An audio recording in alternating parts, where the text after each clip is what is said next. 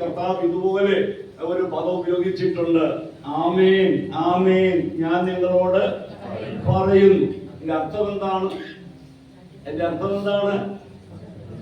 സത്യമായിട്ടും ഞാൻ നിങ്ങളോട് പറയുന്നു. ഇപ്പൊ കർത്താവ് സത്യമല്ലാതെ എന്തെങ്കിലും പറഞ്ഞിട്ടുണ്ടോ?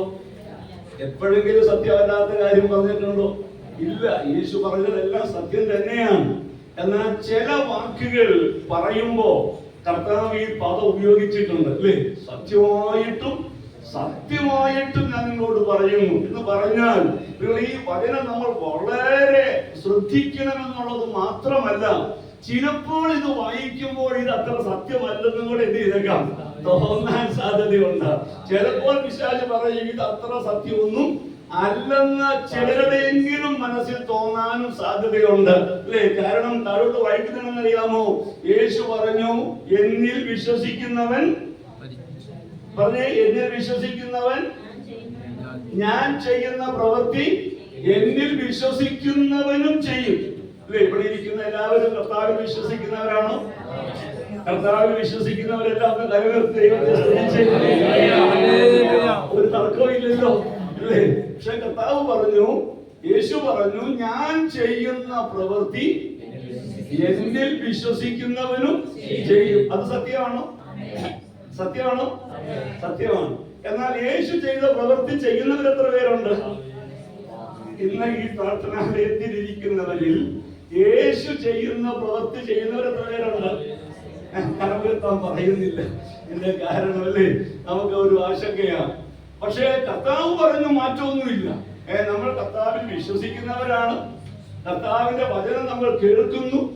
പക്ഷേ നമ്മുടെ ഉള്ളിൽ ഇപ്പോൾ ഒരു വലിയ കൺഫ്യൂഷൻ വന്നു. യേശുവിൽ വിശ്വസിക്കുന്നുണ്ട്, പക്ഷെ യേശു ചെയ്യുന്ന പ്രവൃത്തി ചെയ്യുന്നില്ല. അങ്ങനെ വരാൻ സാധ്യതയുണ്ടോ? യേശുവിൽ വിശ്വസിക്കുന്നുണ്ടെങ്കിൽ യേശു ചെയ്ത പ്രവൃത്തി എന്ത് ചെയ്യും? നിങ്ങളുടെ മുഖം വാടുന്നത് ഞാൻ കാണുന്നുണ്ട്, അല്ലേ? അപ്പൊ നിങ്ങൾക്ക് ഇപ്പൊ തിരിച്ചൊരു ചോദ്യം ഉണ്ടാവും, പാസ്റ്റർ നിങ്ങൾ വലിയ കാര്യമൊക്കെ പറയും, നിങ്ങൾ യേശു ചെയ്ത പ്രവൃത്തി ചെയ്യുന്നുണ്ടോ, അല്ലേ? ഒരു ചോദ്യം നിങ്ങളുടെ മനസ്സിൽ ആരുടെയെങ്കിലും വന്നോ? ഇല്ലേ? ഇപ്പൊ ഞാനിവിടെ ഇരുന്നപ്പോ ഇവിടെ പറയാം വചനങ്ങളൊക്കെ എഴുതി വെച്ചു. ഈ വാക്യം ഞാനിങ്ങനെ ശ്രദ്ധിച്ചു, അല്ലേ? ഏതാണ്? എബ്രായർ 11:1. വിശ്വാസം എന്ന് പറഞ്ഞാൽ എന്താണ്? ആശിക്കുന്നതിന്റെ ഉറപ്പും കാണാത്ത കാര്യങ്ങളുടെ നിശ്ചയവുമാണ്. ഞാൻ POC ബൈബിളില് ആ ഭാഗം എടുത്ത് ഒന്ന് നോക്കി. POCയിൽ എഴുതിയിരിക്കുന്നത് എങ്ങനെയാണ്? വിശ്വാസം എന്നത് പ്രത്യാശിക്കുന്നവ ലഭിക്കുമെന്ന ഉറപ്പും കാണപ്പെടാത്തവ ഉണ്ട് എന്ന ബോധ്യവുമാണ്. വിശ്വാസം എന്ന് പറഞ്ഞാൽ എന്താണ്? പ്രത്യാശിക്കുന്നതിന്റെ ഉറപ്പാണ്. പിന്നെ കാണപ്പെടാത്തവ ഉണ്ട് എന്ന ബോധ്യവുമാണ്. അങ്ങനെയാണെങ്കിൽ നാം പ്രത്യാശിക്കുന്ന കാര്യം എന്താണ്? നാം പ്രത്യാശിക്കുന്ന കാര്യം? കർത്താവിന്റെ വരവാണ്. അപ്പൊ ഒരു വാക്യം കൂടെ ഒന്ന് വായിക്കാം. അപ്പോസ്തലപ്രവൃത്തികളുടെ പുസ്തകം അതിന്റെ 16-ാം അധ്യായത്തിന്റെ 26-ാം അധ്യായത്തിന്റെ 6-7 വാക്യങ്ങൾ എല്ലാവരും എടുത്തിട്ട് വായിക്കുന്നത് നല്ലതാണ്. നമ്മൾ ആ വചനങ്ങൾ പിന്നെ നമ്മൾ ഇങ്ങനെ ഒരു അല്പസമയം ഒന്ന് ചിന്തിക്കാൻ വേണ്ടി ഉള്ളിൽ അങ്ങനെ ഒരു പ്രേരണ ഉള്ളത് കൊണ്ട് ശാന്തമായി നമ്മൾ ഈ വചനം ഓർക്കുകയാണ്. അപ്പോസ്തലപ്രവൃത്തികൾ 26-ാം അധ്യായത്തിന്റെ 6-7 വാക്യങ്ങൾ. ദൈവത്താൽ നമ്മുടെ പിതാക്കന്മാർക്ക് ലഭിച്ചതും നമ്മുടെ 12 ഗോത്രങ്ങളും രാപ്പകൽ ശ്രദ്ധയോടെ ആരാധിച്ചുകൊണ്ട് എത്തിപ്പിടിപ്പാൻ ആശിക്കുന്നതുമായ വാഗ്ദത്തങ്ങളുടെ പ്രത്യാശ ഹേതുവായിട്ടത്രേ. വാക്യം ശ്രദ്ധിക്കണേ. നമ്മുടെ 12 ഗോത്രങ്ങളും രാപ്പകൽ ആരാധിച്ചുകൊണ്ട് എത്തിപ്പിടിക്കാൻ ആശിച്ചതുമായ വാഗ്ദത്തത്തിനുള്ള പ്രത്യാശ. അല്ലേ? വാക്ക് ശ്രദ്ധിക്കണേ. ഇപ്പോ പൗലോസ് അപ്പോസ്തലൻ ഇങ്ങനെ ബന്ധനസ്ഥനായി പ്രിയമുള്ളവരെ മുന്നോട്ട് പോകുന്നു. എനിക്ക് പ്രതിവാദം പറവാൻ തന്നിന്റെ പ്രത്യാശയെ കുറിച്ചൊക്കെ പറയാൻ ഒരു അവസരമൊക്കെ കിട്ടിയപ്പോ പൗലോസ് ലീഗ പറയുന്ന ആ പ്രസംഗത്തിലെ ഈ വാക്ക് വളരെ ശ്രദ്ധേയമാണ്.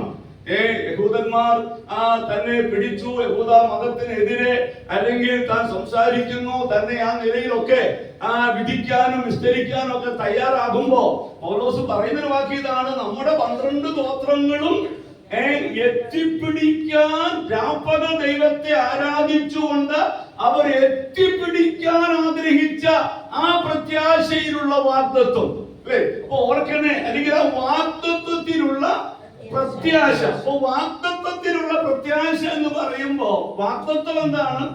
വാഗ്ദത്വത്തിനുള്ള പ്രത്യാശ. അപ്പൊ വാഗ്ദത്വം എന്താണ്?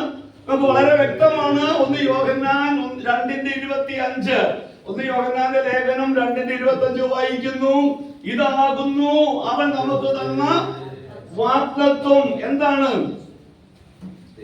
1 യോഹന്നാൻ 2:25 ഒന്ന് വായിച്ച് നമുക്ക് മനസ്സിലെപ്പോഴും കാണാതിരുന്ന വാക്യമാണ്. ഇതാകുന്നു അവൻ നമുക്ക് തന്ന വാഗ്ദത്വം. പിന്നെ എന്താണത്? നിത്യജീവൻ തന്നെ. ഇതാണ് അവൻ നമുക്ക് തന്ന വാഗ്ദത്വം. അതെന്താണ്? ശ്രദ്ധിക്കണേ, നിത്യജീവൻ. അങ്ങനെയെങ്കിൽ ഈ വാക്യം എടുത്തുകൊണ്ട് നമ്മൾ അപ്പോസ്തല പ്രവൃത്തിയിലേക്ക് വായിച്ച വാക്യത്തിലേക്ക് ഒന്നുകൂടെ വന്നേ.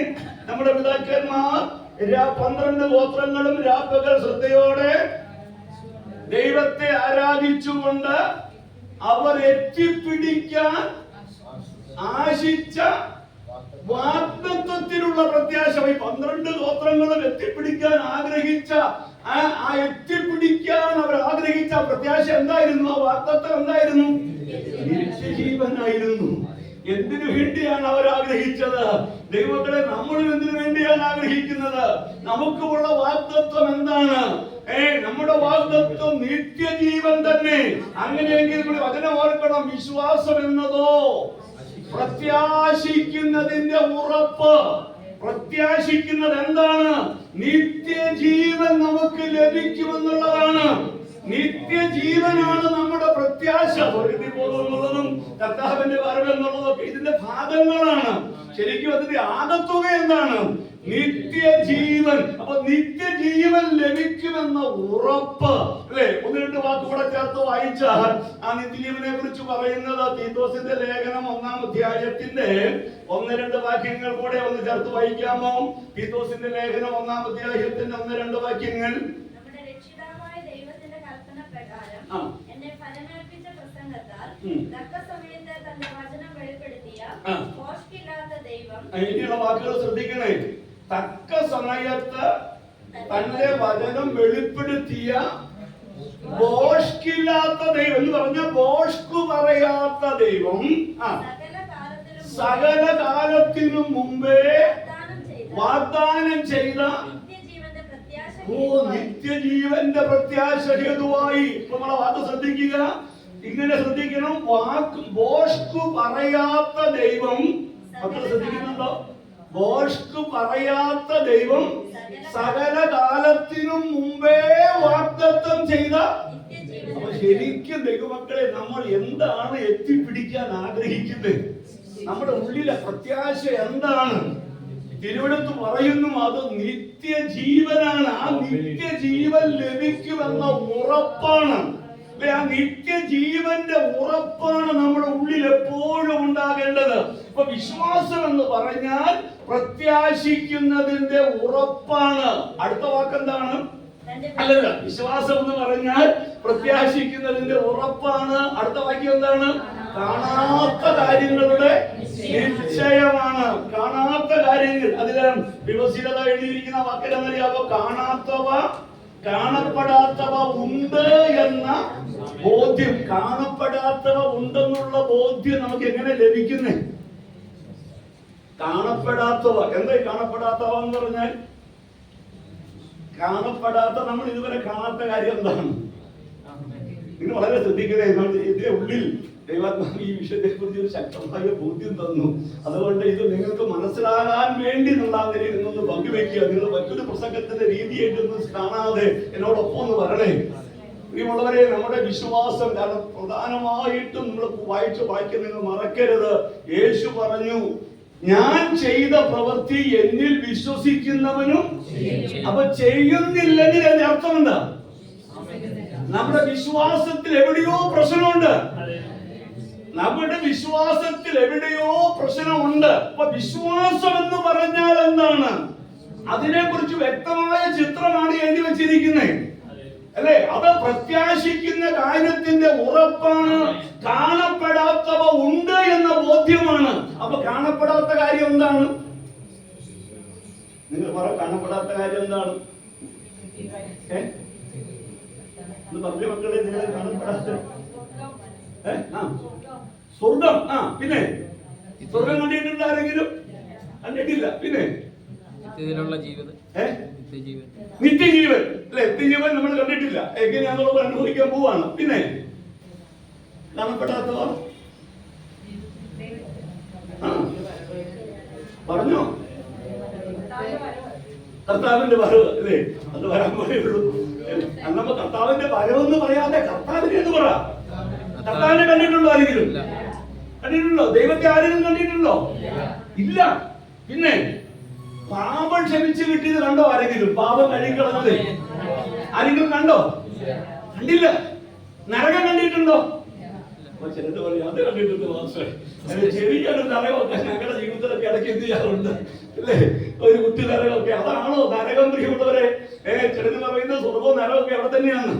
അപ്പൊ കുടുംബത്തിലൊക്കെ ചില പ്രശ്നം ഉണ്ടെങ്കിൽ, ഓ ഈ നരകം പിടിച്ച കുടുംബത്തിലേക്ക് ഞാൻ കയറി വന്നു, അല്ലേ? കുടുംബം നരകമാണോ? ഒരിക്കലും അല്ലാട്ടോ. ചില പ്രശ്നങ്ങളും കഷ്ടങ്ങളൊക്കെ കാണുമായിരിക്കും, പക്ഷെ കുടുംബം ഒന്നും നരകമല്ല. പറയും നരകം എന്ന് പറയുന്ന സാധനം തിരുവെടുത്ത് പറയുന്നുണ്ട്, കെടാത്ത തീയും പുഴുവുള്ള സ്ഥലമാണ്. ആരെങ്കിലും കണ്ടിട്ടുണ്ടോ? പക്ഷെ ഉണ്ടെന്ന് എത്ര പേര് വിശ്വസിക്കുന്നു? യേശുവിനെ കണ്ടിട്ടുണ്ടോ? കണ്ടിട്ടില്ല. പക്ഷെ യേശു ഉണ്ടെന്ന് വിശ്വസിക്കുന്നു. എങ്ങനെ വിശ്വസിക്കുന്നു? അതിന്റെ അടിസ്ഥാനം എന്താണ്? ഈ തിരുവെഴുത്താണ് അടിസ്ഥാനം. ഇതാണോ നമ്മുടെ വിശ്വാസത്തിന്റെ ബേസ്? നമ്മൾ കേൾക്കുന്ന വിശ്വാസം ഇങ്ങനത്തെ വിശ്വാസത്തെ കുറിച്ചാണോ? നമ്മുടെ സാധാരണ വിശ്വാസത്തിൽ വിശ്വസിക്കുന്ന സഹോദര, വിശ്വസിക്കുന്നു പറയുമ്പോൾ എന്ത് വിശ്വസിക്കുന്ന കാര്യമാണ് പറയുന്നത്? മോളെ പരീക്ഷയ്ക്ക് നല്ല മാർക്ക് കിട്ടുമെന്ന് നീ എന്ത് ചെയ്യണം? വിശ്വസിക്കണം. അതാണ് ഈ പറയുന്ന വിശ്വാസം. കാരണം പരീക്ഷയ്ക്ക് നല്ല മാർക്ക് കിട്ടുന്നത് കണ്ടിട്ടില്ലേ? എനിക്ക് കിട്ടിയില്ല എന്നേ ഉള്ളൂ. മാർക്ക് കിട്ടുന്ന കുട്ടികളെ കണ്ടിട്ടുണ്ടോ? കണ്ടിട്ടുണ്ടോ? ഉണ്ട്. അതൊരു കാണാത്ത കാര്യമാണോ? അല്ല. അയ്യോ, ഒരു ചെറിയ വീട്ടിലല്ലേ കിടക്കുന്ന, നീ വിശ്വസിക്കുക. നിന്റെ വീട് എന്താകുന്നു? വലിയ വീട്. വലിയ വീട് നിങ്ങൾ കണ്ടിട്ടുണ്ടോ? കണ്ടിട്ടുണ്ട്. നമുക്കില്ലാന്നല്ലേ ഉള്ളൂ, അല്ലെ? ഇവിടെ കണ്ടിട്ടുണ്ട്. നമ്മൾ കണ്ടിട്ടുണ്ട് ദൈവമക്കളെ, അല്ലേ?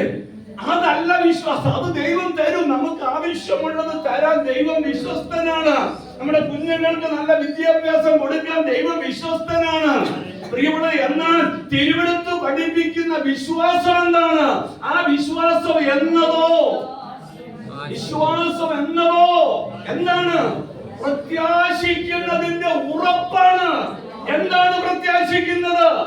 നമ്മുടെ പിതാക്കന്മാർ പൗലോസ് പറഞ്ഞു, രാപ്പകൽ ദൈവത്തെ ആരാധിച്ചുകൊണ്ട് അവർ എത്തിപ്പിടിക്കാൻ, അവർ എന്തിനു വേണ്ടിയാണ് ഓട്ടമോടിയത്?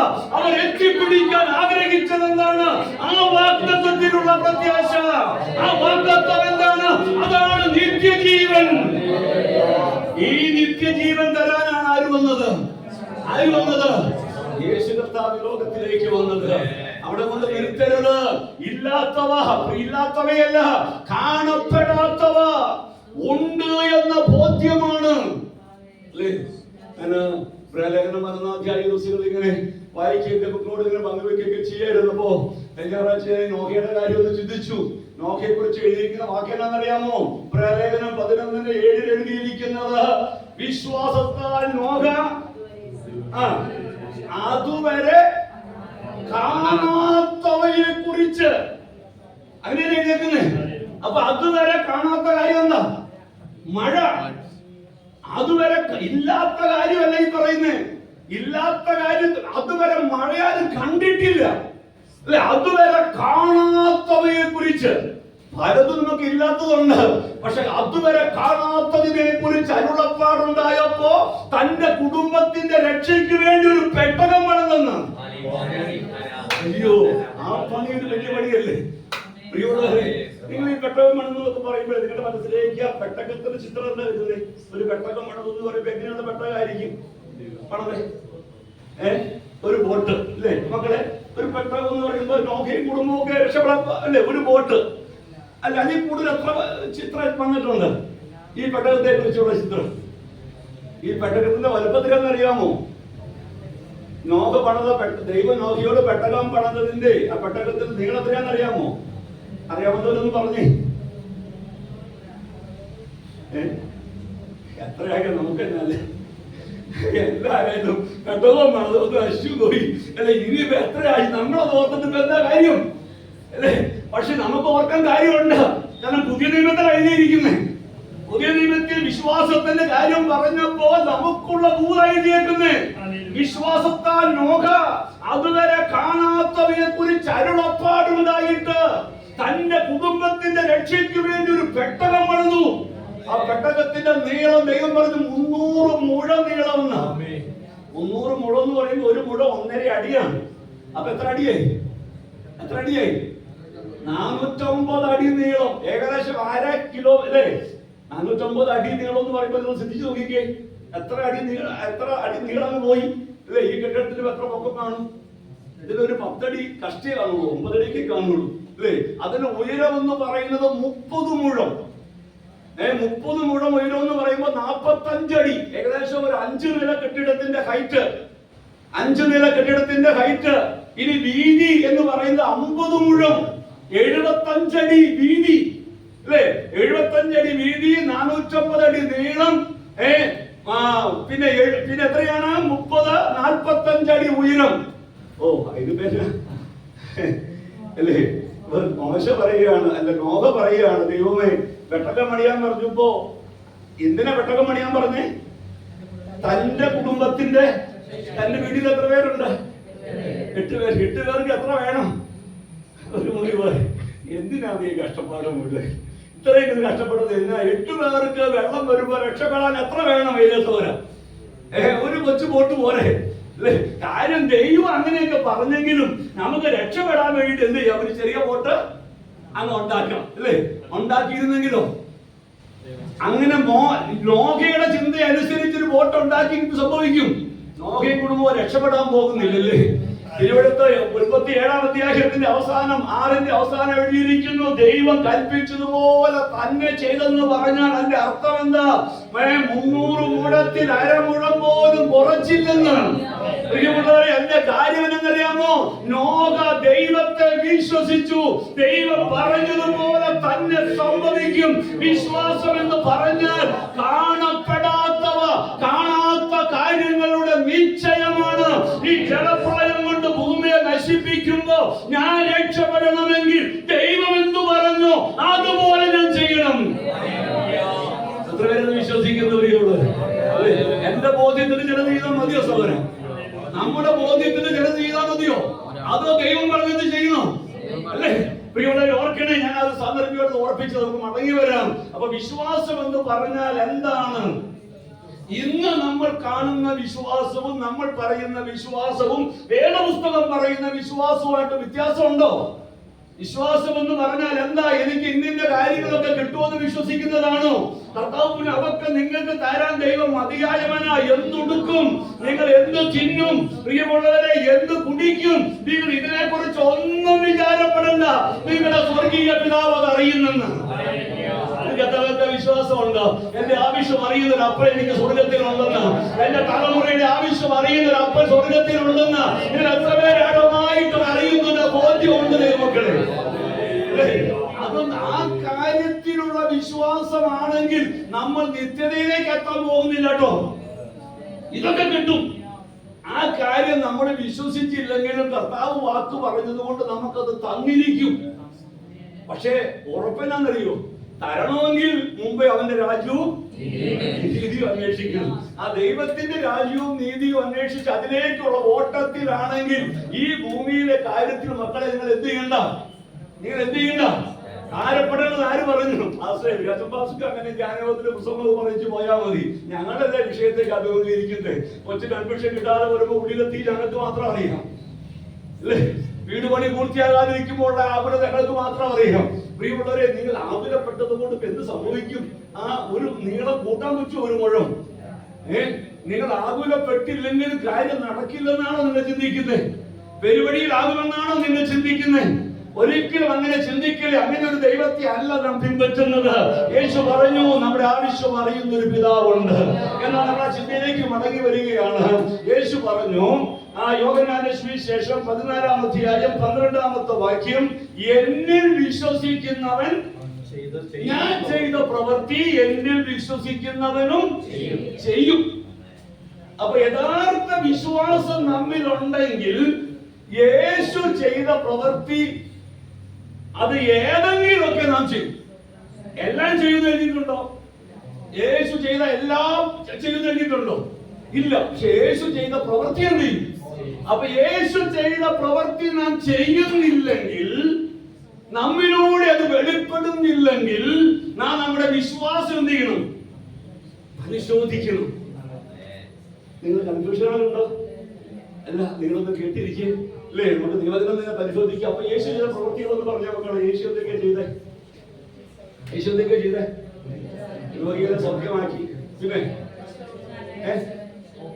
മരിച്ചവരെ ഉയർപ്പിച്ചു, പിന്നെ കടലിന്മേൽ നടന്നു, പിന്നെ പിന്നെ കാറ്റിനെയും കടലിനെയും ശാസിച്ചു, പിന്നെ സഹോദരന്മാരെ നിങ്ങളുടെ നിങ്ങൾ ശ്വാസം വിട്ടിരിക്കല്ലേ? നമുക്ക് ദൈവം നമുക്കൊരു വലിയ വെളിച്ചം തരും. നിങ്ങളൊന്ന് നമ്മളൊന്ന് ഫ്രീ ആകും എന്ന് പറഞ്ഞോ? 5 അപ്പം കൊണ്ട് 5000 പോഷിപ്പിച്ചു, പിന്നെ പച്ചവെള്ളം മീനാക്കി, പിന്നെ കുരുടന് കാഴ്ച കൊടുത്തു, പിന്നെ ഇതിലപ്പുറമായിട്ട് ലാസറിനെ ഉയർപ്പിച്ചു. മരിച്ചവരെ ഉയർപ്പിച്ചതൊക്കെ പെട്ടല്ലോ. പിന്നെ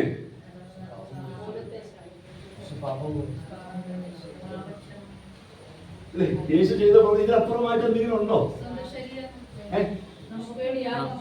അല്ലേ? അപ്പോൾ നമ്മുടെ മനസ്സിൽ ഇപ്പൊ ഇത്രയും നമ്മുടെ യേശു ചെയ്ത പ്രവൃത്തിയെ കുറിച്ച് കേൾക്കുന്നതാണ് നമ്മുടെ മനസ്സിൽ എപ്പോഴും വരുന്നത്. എന്നാന്നറിയാമോ? അത്ഭുതങ്ങൾ, അടയാളങ്ങളുടെ കാര്യമല്ലേ? അല്ലെ? അതാണ് നമ്മൾ ഇത്ര നേരം പറഞ്ഞത് അല്ലേ? ഇത് ഒരു വാക്യം ഒന്ന് വായിച്ചേ. 1 കൊരിന്ത്യർ ലേഖനം 12-ാം അധ്യായത്തിന്റെ 28-ാമത്തെ വാക്യം. 1 കൊരിന്ത്യർ ലേഖനം 12:28.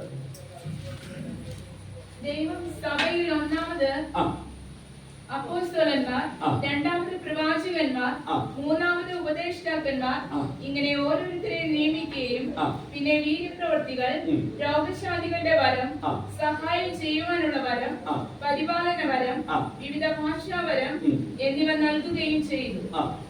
എല്ലാവരും അപ്പോസ്തലന്മാരോ? എല്ലാവരും അപ്പോസ്തലന്മാരാണോ?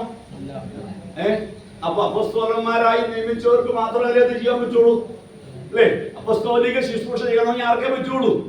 അപ്പോസ്തോലികമായി നിയമിക്കപ്പെട്ടവർക്കേ പറ്റുള്ളൂ. പിന്നെ എല്ലാവരും പ്രവാചകന്മാരാണോ? പ്രവാചക ശുശ്രൂഷ ചെയ്യണമെങ്കിൽ ആർക്കേ പറ്റുള്ളൂ? അതിനുവേണ്ടി കൃപ ലഭിച്ചവർക്കല്ലേ പറ്റുള്ളൂ. എല്ലാവർക്കും ചെയ്യാൻ പറ്റുമോ? പറ്റില്ല. എല്ലാവരും പ്രവാചകന്മാരാണോ? അല്ല. എല്ലാവരും ഉപദേഷ്ടാക്കന്മാരാണോ? ചിലപ്പോ ആണെന്നൊക്കെ പറയുന്നത്. കാരണം എല്ലാവർക്കും അത്യാവശ്യമൊക്കെ പഠിപ്പിക്കാനൊക്കെ അറിയാം അല്ലേ? പക്ഷെ കർത്താവിനാ നിയമിക്കേണ്ട ഉപദേഷ്ടാക്കന്മാരാണോ? അല്ലാത്തവര് പഠിപ്പിച്ച ഇടർച്ച ഉണ്ടാവുള്ളൂ. അല്ലാതെ പഠിപ്പിച്ച സഭ ചിലപ്പോൾ പല കഷ്ണങ്ങളായിട്ട് പോകും അല്ലേ? കർത്താവ് നിയമിച്ച ഉപദേഷ്ടാക്കന്മാർ വചനം പഠിപ്പിച്ച സഭയെ ഒന്നാക്കിക്കൊണ്ടിരിക്കും. അതാ വ്യത്യാസം. ഇപ്പൊ എല്ലാവരും ഉപദേഷ്ടാക്കന്മാരാണോ? ഉത്തരവെന്താണ്? ഉത്തരവെന്താ? അല്ലാന്നാണ് അല്ലേ? പിന്നെ എല്ലാവരും വീര്യപ്രവൃത്തി ചെയ്യുന്നുണ്ടോ? ഉത്തരവെന്താണ്? അപ്പൊ യേശു ചെയ്ത പ്രവൃത്തി എന്നിൽ വിശ്വസിക്കുന്നവനും ചെയ്യുമെന്ന് പറഞ്ഞപ്പോ അത് വീര്യപ്രവൃത്തിയുടെ കാര്യമായിരുന്നോ?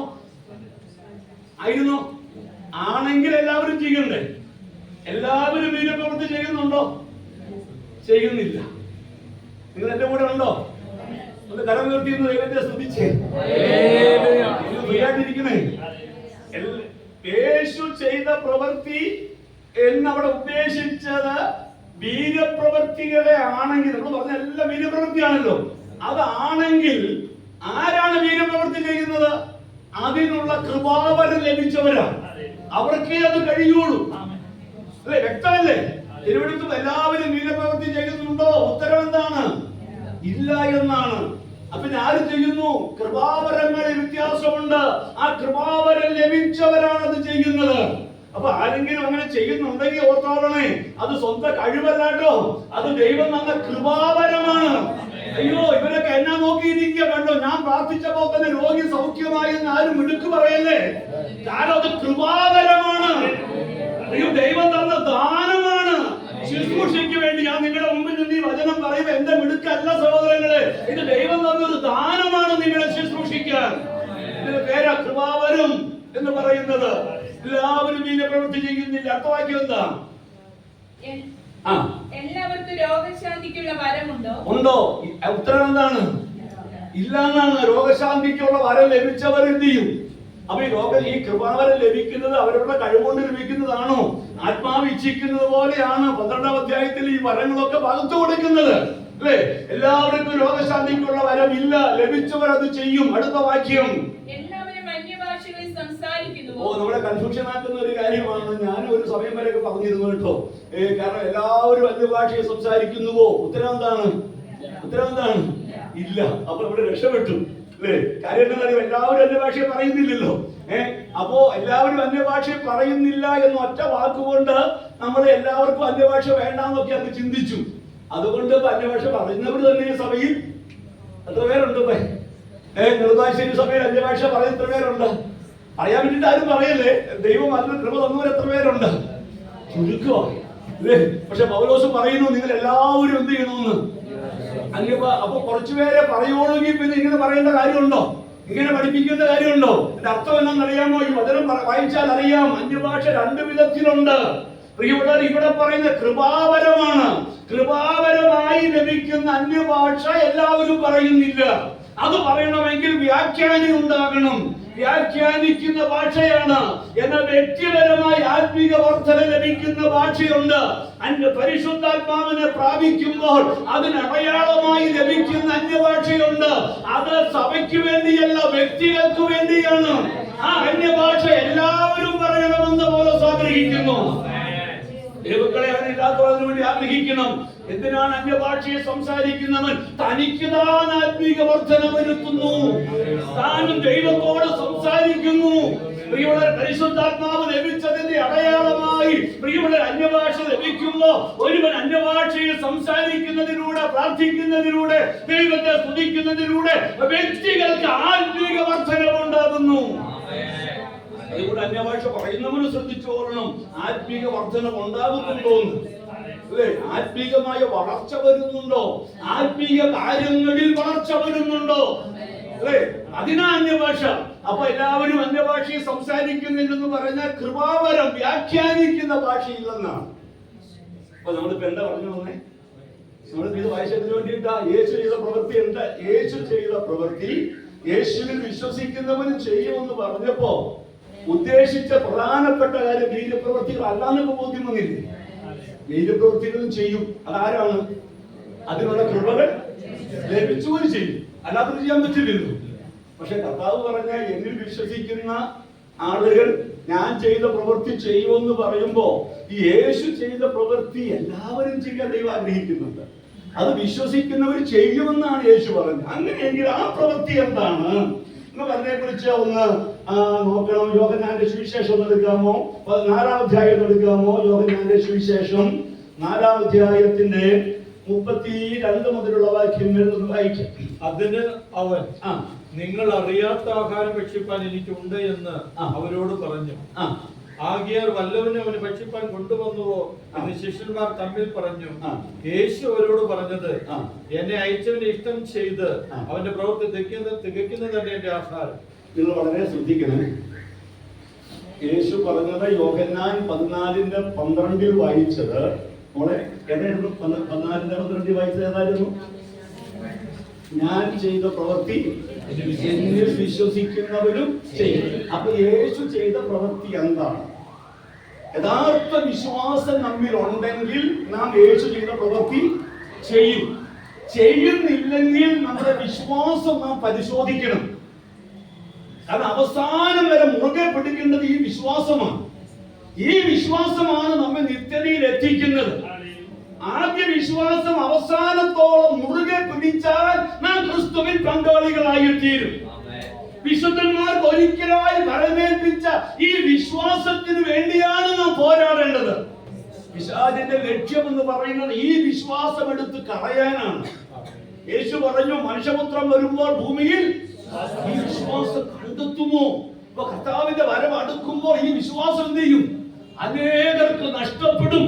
അതുകൊണ്ട് വിശ്വാസം എന്താണെന്നും അതിന്റെ പ്രവൃത്തി എന്താണെന്നും നാം നന്നായി മനസ്സിലാക്കേണ്ടതുണ്ട്, അല്ലേ? ഇതൊന്നും മനസ്സിലാക്കിയിട്ടൊന്നും അല്ല നമ്മൾ വിശ്വാസത്തിൽ വന്ന്. പക്ഷെ നമ്മൾ വിശ്വാസത്തിൽ വന്നപ്പോൾ നമ്മളുടെ വിശ്വാസം എന്തായിരുന്നു? യഥാർത്ഥമായി രക്ഷിക്കപ്പെട്ടവരിൽ അത് ദൈവം ദാനമായിട്ട് നൽകുന്നത്. പിന്നീട് ആ വിശ്വാസം പലരിലും നഷ്ടപ്പെടുന്നു. അതുകൊണ്ട് ഒരു ആത്മപരിശോധന ഇന്നത്തെ മീറ്റിംഗ് കർത്താവ് നമുക്ക് തരട്ടെ. ഇവിടെ യേശു പറഞ്ഞു, നിങ്ങൾ ശ്രദ്ധിക്കണേ, ഞാൻ ചെയ്ത പ്രവൃത്തി എന്നിൽ വിശ്വസിക്കുന്നവനും ചെയ്യും. ഇനി യേശു ചെയ്ത പ്രവൃത്തി എന്താണ്? അതാണ് ഇപ്പൊ നമ്മൾ വായിച്ചത്. യോഹന്നാന്റെ സുവിശേഷം 4-ാം അധ്യായത്തിലെ 34-ാമത്തെ വാക്യം ഒന്നുകൂടെ വായിച്ചേ. യേശു അവരോട് പറഞ്ഞത്, എന്നെ അയച്ചവനെ ഇഷ്ടം ചെയ്ത് അവന്റെ പ്രവൃത്തി എനിക്ക് തന്നെ എന്റെ ആഹാരം. അപ്പൊ യേശു ചെയ്ത പ്രവൃത്തി ആരുടെ പ്രവൃത്തിയായിരുന്നു? അയച്ചവന്റെ ഇഷ്ടം ചെയ്യുക എന്നുള്ളതായിരുന്നു. അപ്പൊ എന്ത് പ്രവൃത്തിയാ യേശു ചെയ്തേ? അയച്ചവന്റെ ഇഷ്ടം ചെയ്യുക എന്നുള്ളതായിരുന്നു. അപ്പൊ അയച്ചവന്റെ ഇഷ്ടം എന്തായിരുന്നു? യേശുവിനെ പിതാവായ ദൈവം അയച്ചപ്പോ അയച്ചവന്റെ ഇഷ്ടം എന്തായിരുന്നു? യോഹന്നാന്റെ സുവിശേഷം 5:40 കൂടെ ഒന്ന് വായിച്ചേ. യോഹന്നാന്റെ സുവിശേഷം 6-ാം അധ്യായം 40-ാമത്തെ വാക്യം. പുത്രനെ നോക്കിക്കൊണ്ട് അവനിൽ വിശ്വസിക്കുന്ന ഏവനും നിത്യജീവൻ ഉണ്ടാകണമെന്നതാകുന്നു എന്റെ പിതാവിന്റെ ഇഷ്ടം. പിതാവിന്റെ ഇഷ്ടം എന്തായിരുന്നു?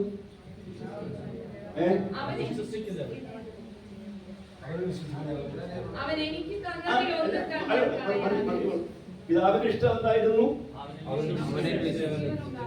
അല്ല, ആ വാക്ക് ശ്രദ്ധിച്ച്, പുത്രനെ നോക്കിക്കൊണ്ട്. വേറെ എവിടെ നോക്കിയാലും ഇത് കിട്ടൂല. വേറെ എവിടെയെങ്കിലും നോക്കിയാൽ കിട്ടുമെങ്കിൽ നമ്മൾ ഇതിന് ബുദ്ധിമുട്ടേണ്ട ആവശ്യമില്ലായിരുന്നു. ഇത് വേറെ എവിടെ നോക്കിയാലും കിട്ടുമെന്നാണ് പലരും പറയുന്നത്. അതുകൊണ്ട് പലരും എന്ത് ചെയ്യുന്നു? വേറെ പലയിടത്തേക്ക് നോക്കുന്നു. പക്ഷെ കർത്താവിൽ വിശ്വസിക്കുന്ന ദൈവമക്കളെ നാം തിരിച്ചറിയുന്നത് വേറെ എവിടെ നോക്കിയാലും കിട്ടില്ല. ആരെ മാത്രം നോക്കിയാലേ കിട്ടുള്ളൂ? പുത്രനെ മാത്രം നോക്കിയാലേ കിട്ടുള്ളൂ, അല്ലേ? പുത്രനെ നോക്കിക്കൊണ്ട് അവനിൽ വിശ്വസിക്കുന്ന ഏവനും നിത്യജീവൻ ഉണ്ടാകണമെന്നാകുന്നു എന്നെ അയച്ചവന്റെ ഇഷ്ടം. അപ്പൊ യേശു പറഞ്ഞു, എന്നെ അയച്ചവന്റെ പ്രവൃത്തി, അയച്ചവന്റെ ഇഷ്ടം ചെയ്യുന്നതാണ് എന്റെ പ്രവൃത്തി എന്ന്. അയച്ചവന്റെ ഇഷ്ടം എന്താ? യേശു ക്രിസ്തുവിലൂടെ അനേകർ എന്ത് ചെയ്യണം? നിത്യജീവൻ പ്രാപിക്കണം, അല്ലേ? യേശുവിലൂടെ അനേകർ നിത്യജീവൻ പ്രാപിക്കണം. അതായിരുന്നു യേശുവിന്റെ ഏറ്റവും മുഖ്യമായ പ്രവൃത്തി. ഇനി നമ്മുടെ യോഹന്നാന്റെ സുവിശേഷം 4-ാം അധ്യായം ശ്രദ്ധയോടെ വായിച്ചാൽ അതിന്റെ മുഴുവൻ വായിക്കുകയല്ല, നിങ്ങൾ ശ്രദ്ധിച്ച് നമുക്കറിയാം, ശബരി എന്ന് പറയുന്ന സ്ഥലത്ത് യേശു ചെല്ലുന്നു. ആ ശബരിക്കാരി സ്ത്രീയോടെ യേശു സംസാരിക്കുന്നു. ശിഷ്യന്മാർ ആഹാരം വാങ്ങാൻ വേണ്ടി പോകുന്നു. ശബരിക്കാരി സ്ത്രീയോട് സംസാരിച്ചു കഴിഞ്ഞു. ആ സ്ത്രീ രക്ഷിക്കപ്പെടുന്നു. ശിഷ്യന്മാർ ആഹാരവുമായിട്ട് വന്നു. ഗുരു ഭക്ഷിച്ചാലും എന്ന് പറഞ്ഞപ്പോ യേശു പറഞ്ഞു, നിങ്ങൾ അറിയാത്ത ആഹാരം എനിക്കുണ്ട്. അപ്പൊ അവരോർത്തു യേശുവിന് വേറെ ആരെങ്കിലും ആഹാരം കൊണ്ട് കൊടുത്തെന്ന് ഓർക്കുന്നില്ലേ? അപ്പോഴാണ് യേശു പറയുന്നത്, എന്നെ അയച്ചവന്റെ പ്രവൃത്തി ചെയ്യുന്നതാണ് എന്റെ ആഹാരം എന്ന് പറഞ്ഞു. അപ്പൊ യേശു അവിടെ ചെയ്ത പ്രവൃത്തി എന്തായിരുന്നു? നിത്യനാശത്തിലേക്ക് പോകുന്ന ഒരാളെ എന്ത് ചെയ്തു? നിത്യജീവനിലേക്ക് കൊണ്ടുവന്നു. ഒറ്റ വാക്കിൽ പറഞ്ഞാൽ നരകശിക്ഷയ്ക്ക് വിധിക്കപ്പെട്ട ഒരാളെ യേശു ക്രിസ്തുവിലുള്ള വിശ്വാസത്താൽ രക്ഷയിലേക്ക് കൊണ്ടുവന്നു. മറ്റൊരു നിലയിൽ പറഞ്ഞാൽ ഒരു പാപിയെ രക്ഷിക്കാനായിട്ട് കഴിയും. ഇത് നിങ്ങൾ യേശു പറഞ്ഞ വാക്കൊന്നോടെ ചിന്തിച്ചാൽ, എന്നിൽ വിശ്വസിക്കുന്നവൻ ഞാൻ ചെയ്ത പ്രവൃത്തി, ഞാൻ എന്നിൽ വിശ്വസിക്കുന്നവരും എന്ത് പ്രവൃത്തിയാണ്? എന്ത് പ്രവൃത്തി? യേശുവിൽ വിശ്വസിക്കുന്നവൻ എന്ത് പ്രവൃത്തി ചെയ്യും? പറഞ്ഞു ഒറ്റ പറ. എല്ലാ ഞായറാഴ്ചയും വന്ന് സഭായോഗം പോകും, അല്ലേ? കോട്ടയം മീറ്റിംഗ് പങ്കെടുക്കും, ഉപവാസ പ്രാർത്ഥനയിലും വരും. പിന്നെ മേഖലാ മീറ്റിംഗ് ഒക്കെ ഉണ്ടെങ്കിൽ എന്ത് ചെയ്യും? അതിനും വരും, ദശാംശവും കൊടുക്കും. ഇതൊക്കെ നിങ്ങൾ ചെയ്യണോ? ഇതൊന്നും മുടക്കരുത്. അപ്പൊ ഞാൻ ഈ ചിന്ത എന്റെ മനസ്സിലേക്ക് പങ്കുവയ്ക്കാൻ കർത്താവ് തന്നപ്പോഴേ ഞാൻ ചിന്തിച്ചു, ഈ മീറ്റിംഗ് നമുക്കറിയാം, മീറ്റിങ്ങിനൊക്കെ ആളുകൾ വരുമ്പോൾ അവരുടെ ഇഷ്ടം എന്താണ്? ഞങ്ങൾക്കൊരു വിടുതൽ വേണം, ഞങ്ങൾക്കൊരു ആശ്വാസം വേണം. അപ്പോ അത് ഞങ്ങൾക്ക് അറിയാവുന്നത് കൊണ്ട് ഞങ്ങളും അറിയാതെ എന്ത് ചെയ്യുന്നതെന്നറിയാവോ? ദൈവം നിങ്ങളെ വിടിവിക്കുന്നത് തന്നെയാണ് ഈ പറയുന്നത്. ഞാൻ ചോദിക്കട്ടെ, ഞങ്ങളിത് പറയാതെ നിങ്ങൾക്ക് അറിയില്ലേ? ഇത്രയും വർഷമായിട്ട് അറിയില്ലേ? ഞാൻ പറഞ്ഞ ആശയം മനസ്സിലായോ? പുതുതായിട്ട് വരുന്നവർക്ക് ഇതൊന്നും അറിയില്ല അല്ലേ? കാരണം അവർക്ക് വേണ്ടി നമ്മൾ വളരെ പ്രാർത്ഥിക്കണം. അവർക്കൊരു വിടുതലൊക്കെ കിട്ടിയാലേ അവർ പിടിച്ചു നിൽക്കുകയുള്ളൂ. 10-20 വർഷമായി വിശ്വാസത്തിൽ വന്ന ദൈവമക്കളെ, നമുക്ക് ഇനിയും ഈ പാല് തന്നെ വേണോ? ഇനിയും പാല് കുടിച്ചാലാണോ നമുക്ക് നിലനിൽപ്പുള്ളൂ? പാല് കിട്ടിയില്ലെങ്കിൽ നമ്മൾ മയങ്ങൂലേ? നമ്മുടെ എല്ലാ ഉണർവും പോയില്ലേ?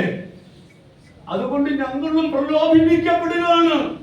എന്താണ്? നിങ്ങളുടെ ഇഷ്ടത്തിന് ശുശ്രൂഷിക്കാൻ, നിങ്ങളെ ഉണർത്താനുള്ള മാർഗം ഇതാണ്. ദൈവമക്കളെ, നമ്മുടെ പോക്ക് എവിടേക്കാ? എന്താണ് യേശുവിൽ വിശ്വസിക്കുന്നവൻ ചെയ്യുന്നത്? എന്ത് പ്രവർത്തിക്കാണ് നമ്മെ വിളിച്ചത്? നമ്മുടെ വിശ്വാസം എന്തായിരിക്കണം? നഷ്ടപ്പെട്ടു പോകുന്ന ആളുകളെ കുറിച്ചുള്ള നമ്മുടെ ഭാരം എങ്ങനെയാണ്? രക്ഷിക്കപ്പെട്ടപ്പോൾ ഉണ്ടായിരുന്നില്ലേ? സത്യമാണോ? നാം മറ്റുള്ളവരോട് സുവിശേഷം പറഞ്ഞവരല്ലേ? ആത്മാക്കൾക്ക് വേണ്ടി പ്രാർത്ഥിച്ചവരല്ലേ? വേദനയോടെ. ഇന്ന് നമുക്ക് ആ ഭാരം ഉണ്ടോ ദൈവമക്കളെ? ഇന്ന് നമ്മുടെ പ്രാർത്ഥനയുടെ മുഖ്യ പ്രാർത്ഥന ഏതാ? ഒരു ഉപവാസ പ്രാർത്ഥന വെച്ചാൽ നമ്മുടെ മുഴുവൻ പ്രാർത്ഥനാ സമയം ഏതിനു വേണ്ടി ഉപയോഗിക്കുന്നു? നമ്മുടെ കുടുംബ പ്രാർത്ഥനയിൽ നമ്മുടെ മുഖ്യമായ പ്രാർത്ഥനാ വിഷയം ഏതാണ്? നിങ്ങൾ ചിന്തിച്ചേ. കാരണം നമ്മുടെ വിഷയം തീർന്നിട്ട് വേണ്ടേ മറ്റുള്ളവർക്ക് വേണ്ടി പ്രാർത്ഥിക്കാൻ. എല്ലാവരും അങ്ങനെയാണെന്നല്ല പറയുന്നത്. നമ്മുടെ സഭകൾ എവിടേക്കാണ് പോകുന്നത്? യേശു പറഞ്ഞു, എന്നിൽ ഞാൻ ചെയ്ത പ്രവൃത്തി പറഞ്ഞേ, എന്നിൽ വിശ്വസിക്കുന്നവനും ചെയ്യും. യഥാർത്ഥമായി രക്ഷിക്കപ്പെട്ടു വന്നപ്പോ ഭ്രാന്തന്മാരെ പോലെ ഓടി നടന്നവരില്ലേ പലരും? സുവിശേഷം പറയാൻ ആത്മാക്കളെ ലഭിക്കാതെ വന്നപ്പോ ഹൃദയം നൊന്നുകൊണ്ടിരുന്നില്ലേ? വേദനപ്പെട്ടുകൊണ്ടിരുന്നില്ലേ? സഭയിലേക്ക് പുതിയ ആളുകൾ വരാതിരുന്നപ്പോ പ്രാർത്ഥന കുറയുകയായിരുന്നോ? പ്രാർത്ഥന കൂടുകയായിരുന്നോ? അന്ന് ഇന്നോ? ഇന്ന് നമ്മൾ തന്നെ വിധി എഴുതി കഴിഞ്ഞോ? പൊതുവായിട്ടൊന്നും ഇനി ആരൊന്നും എന്ന് പറഞ്ഞാൽ കർത്താവിന്റെ ശക്തിയൊക്കെ എന്ത് ചെയ്തു? പോയി. കർത്താവിന്റെ കഴിവൊക്കെ എന്ത് ചെയ്തു? പിന്നെ നമ്മൾ എപ്പോഴും ഉയർത്തിപ്പിടിക്കുന്നതെന്നറിയാവോ? പിശാച്. അയ്യോ, അവൻ ഭയങ്കരനാണ് അല്ലേ? ഇന്ന് വന്നപ്പോ കറണ്ടില്ല. അപ്പൊ നമ്മൾ ചിലരെങ്കിലും പറഞ്ഞില്ലേ, എന്താ അറിയാവോ? പിശാച് പോരാടി എന്ത് കളഞ്ഞു? കർത്താവിന് ഒരു കഴിവില്ലല്ലോ അല്ലേ? ദൈവമക്കൾ ഒരുമിച്ചിരിക്കുമ്പോഴേ ഈ കറണ്ട് ആവശ്യമാണെങ്കിൽ പ്രിയമുള്ളവരെ, അത് പിശാച് വന്ന് കളയാൻ നോക്കിയപ്പോ അതിനൊന്നും മാറ്റാനുള്ള കഴിവൊന്നും ആർക്കില്ലായിരുന്നു? കർത്താവിനില്ലായിരുന്നല്ലോ അല്ലേ? അപ്പൊ നമ്മൾ ശരിക്കും ആരെ സേവിക്കുക? നല്ലേ ആരെ സേവിക്കുന്ന? നല്ലേ അല്ലേ? കറങ്ങാൻ നേരത്തെ പിശാച് വലിയ മഴയാണ് പെയ്ച്ചു അല്ലേ? അപ്പൊ പ്രാർത്ഥന, എന്റെ പ്രാർത്ഥന മുടക്കിയതാരാ? ആ മഴ പിശാച് തടഞ്ഞു. ഇത് പറയാൻ വേണ്ടി ഒരു വാക്യം വേണ്ടി കാണില്ലേ? 2 കണ്ണിന് കാഴ്ചയില്ലാത്ത ഈ സഹോദരൻ കൂടെ വന്നിരുന്നു. 2 കണ്ണിന് കാഴ്ചയുള്ള ഒരു മഴ ഒരു വീട്ടിലിരുന്നു അല്ലേ? തടഞ്ഞതാരാ? പറഞ്ഞേ അല്ലേ? നമുക്ക് എല്ലാ കാര്യം എത്തിക്കാൻ ഒരാളുണ്ട്. അങ്ങനെ പറഞ്ഞു പിശാചുകാരായി. പിശാചുകാരായിന്നറിയോ? ശക്തനായി, മുടുക്കനായി. പുള്ളി ചിരിക്കുക. ഞാനറിയോ, നിങ്ങൾ സേവിക്കേണ്ട യേശുവിന് എന്ത് കഴിവുണ്ട് എന്നോ? ഞാൻ കരണ്ട് കളയാൻ നോക്കിയപ്പോ കർത്താവിന് എന്നോട് എതിർക്കാനുള്ള കഴിവൊന്നും. എന്റെ ദൈവമക്കളെ, യേശു പറഞ്ഞു, നിങ്ങളുടെ തലയിൽ ഒരു മൂടി താഴെ വീഴണമെങ്കിൽ ആരറിയണം? അങ്ങനെയെങ്കിൽ ഈ കരണ്ട് പോയോ ആരറിഞ്ഞിട്ടുണ്ട്? കർത്താവ് ചിന്തിക്കുന്നുണ്ടെന്നേ. കാരണം നിങ്ങളുടെ മനസ്സ് എങ്ങനെയാണ് ആ എ സിയിലൊക്കെ ഇരുന്ന് സുഖമായിട്ടൊക്കെ ഇരുന്ന് വേണ്ടെന്ന് ഇച്ചിരി നേരം ഉഷ്ണിച്ചിരിക്കുക. കാരണം ഇതുപോലും ഇല്ലാത്ത എത്രയോ പേര് മരച്ചോട്ടിൽ നിന്ന് ആരാധിക്കുന്നുണ്ട്. ഇതൊന്നും ഇല്ലാത്ത എത്രയോ ആളുകൾ മരച്ചോട്ടിൽ നിന്ന് അതുപോലും കിട്ടാത്തവരുണ്ട് അല്ലേ? ജീവിതത്തിൽ ലഭിക്കുന്ന എല്ലാ സാഹചര്യങ്ങൾക്കും ദൈവത്തിന് നാം എന്ത് ചെയ്യണം അല്ലേ? 34 സങ്കീർത്തനം 2-ാം വാക്യം ഒന്ന് വായിച്ചേ. 34 സങ്കീർത്തനം 2-ാമത്തെ വാക്യം, 1-ാമത്തെ വാക്യം, 34-ന്റെ 1. സങ്കീർത്തനം 34-ന്റെ 1. ഞാൻ എന്തോ ചെയ്യും? എല്ലാ കാലവും മാറ്റിക്കളയാം. അനുകൂല സമയത്തൊക്കെ ഞാൻ ദൈവത്തെ എന്ത് ചെയ്യും? രോഗമൊന്നും വരാതിരുന്നാൽ, ബിസിനസ് ഒക്കെ നന്നായി നടന്നാൽ ഞാൻ ദൈവത്തെ എന്ത് ചെയ്യും? അപ്പൊ ദൈവമേ നിന്നെ ഞാൻ വാഴ്ത്തണമെങ്കിൽ എന്റെ ബിസിനസ് എന്ത് ചെയ്തോളൂ? നന്നാക്കിക്കോളണം, അല്ലെങ്കിൽ ഞാൻ എന്ത് ചെയ്യില്ല. പക്ഷെ ഭക്തന്മാർ അങ്ങനല്ല പറഞ്ഞു. ഭക്തന്മാര് പറഞ്ഞത് അങ്ങനല്ല. ഇനി ആത്മനിറവുള്ളവനും പറയുന്നത് അങ്ങനല്ല. ഒന്ന് വായിച്ചേ, എഫേസ്യ ലേഖനം 5-ാം അധ്യായത്തിന്റെ 19 മുതൽ ഒന്ന് വായിച്ചേ. എഫേസ്യ ലേഖനം അതിന്റെ 5:19 മുതലുള്ള വാക്യങ്ങൾ. ആത്മാവ് നിറഞ്ഞവരായി സങ്കീർത്തനങ്ങളാലും സ്തുതികളാലും ആത്മീയ ഗീതങ്ങളാലും തമ്മിൽ സംസാരിച്ചും നിങ്ങളുടെ ഹൃദയത്തിൽ കർത്താവിന് പാടിയും കീർത്തനം ചെയ്തും നമ്മുടെ കർത്താവായ യേശുക്രിസ്തുവിന്റെ നാമത്തിൽ ദൈവവും പിതാവുമായ ശ്രദ്ധിക്കണേ, ദൈവവും പിതാവുമായവന് എല്ലായ്പ്പോഴും. ശ്രദ്ധിക്കണേ, ആ വാക്ക് അടിവരയിടണം. നിങ്ങൾ ആരുടെയെങ്കിലും ബൈബിളിൽ അങ്ങനെ അടിവരയിട്ടുണ്ടോ? ഏത് വാക്കിന്റെ കീഴിൽ? എല്ലായ്പ്പോഴും എന്ന വാക്കിന്റെ അടിയിൽ പറയണ്ടോ? പഠിക്കണമെന്നല്ല ഞാൻ പറഞ്ഞതിന്റെ അർത്ഥം. അത് നമ്മൾ ശ്രദ്ധിച്ചിട്ടുണ്ടോന്നാ? എല്ലായ്പ്പോഴും, പിന്നെ എല്ലാറ്റിനും. അങ്ങനെയാണെങ്കിൽ ഇന്ന് കറണ്ട് ഇല്ലാത്തതിന് ആരെങ്കിലും ദൈവത്തെ ശ്രദ്ധിച്ചോ?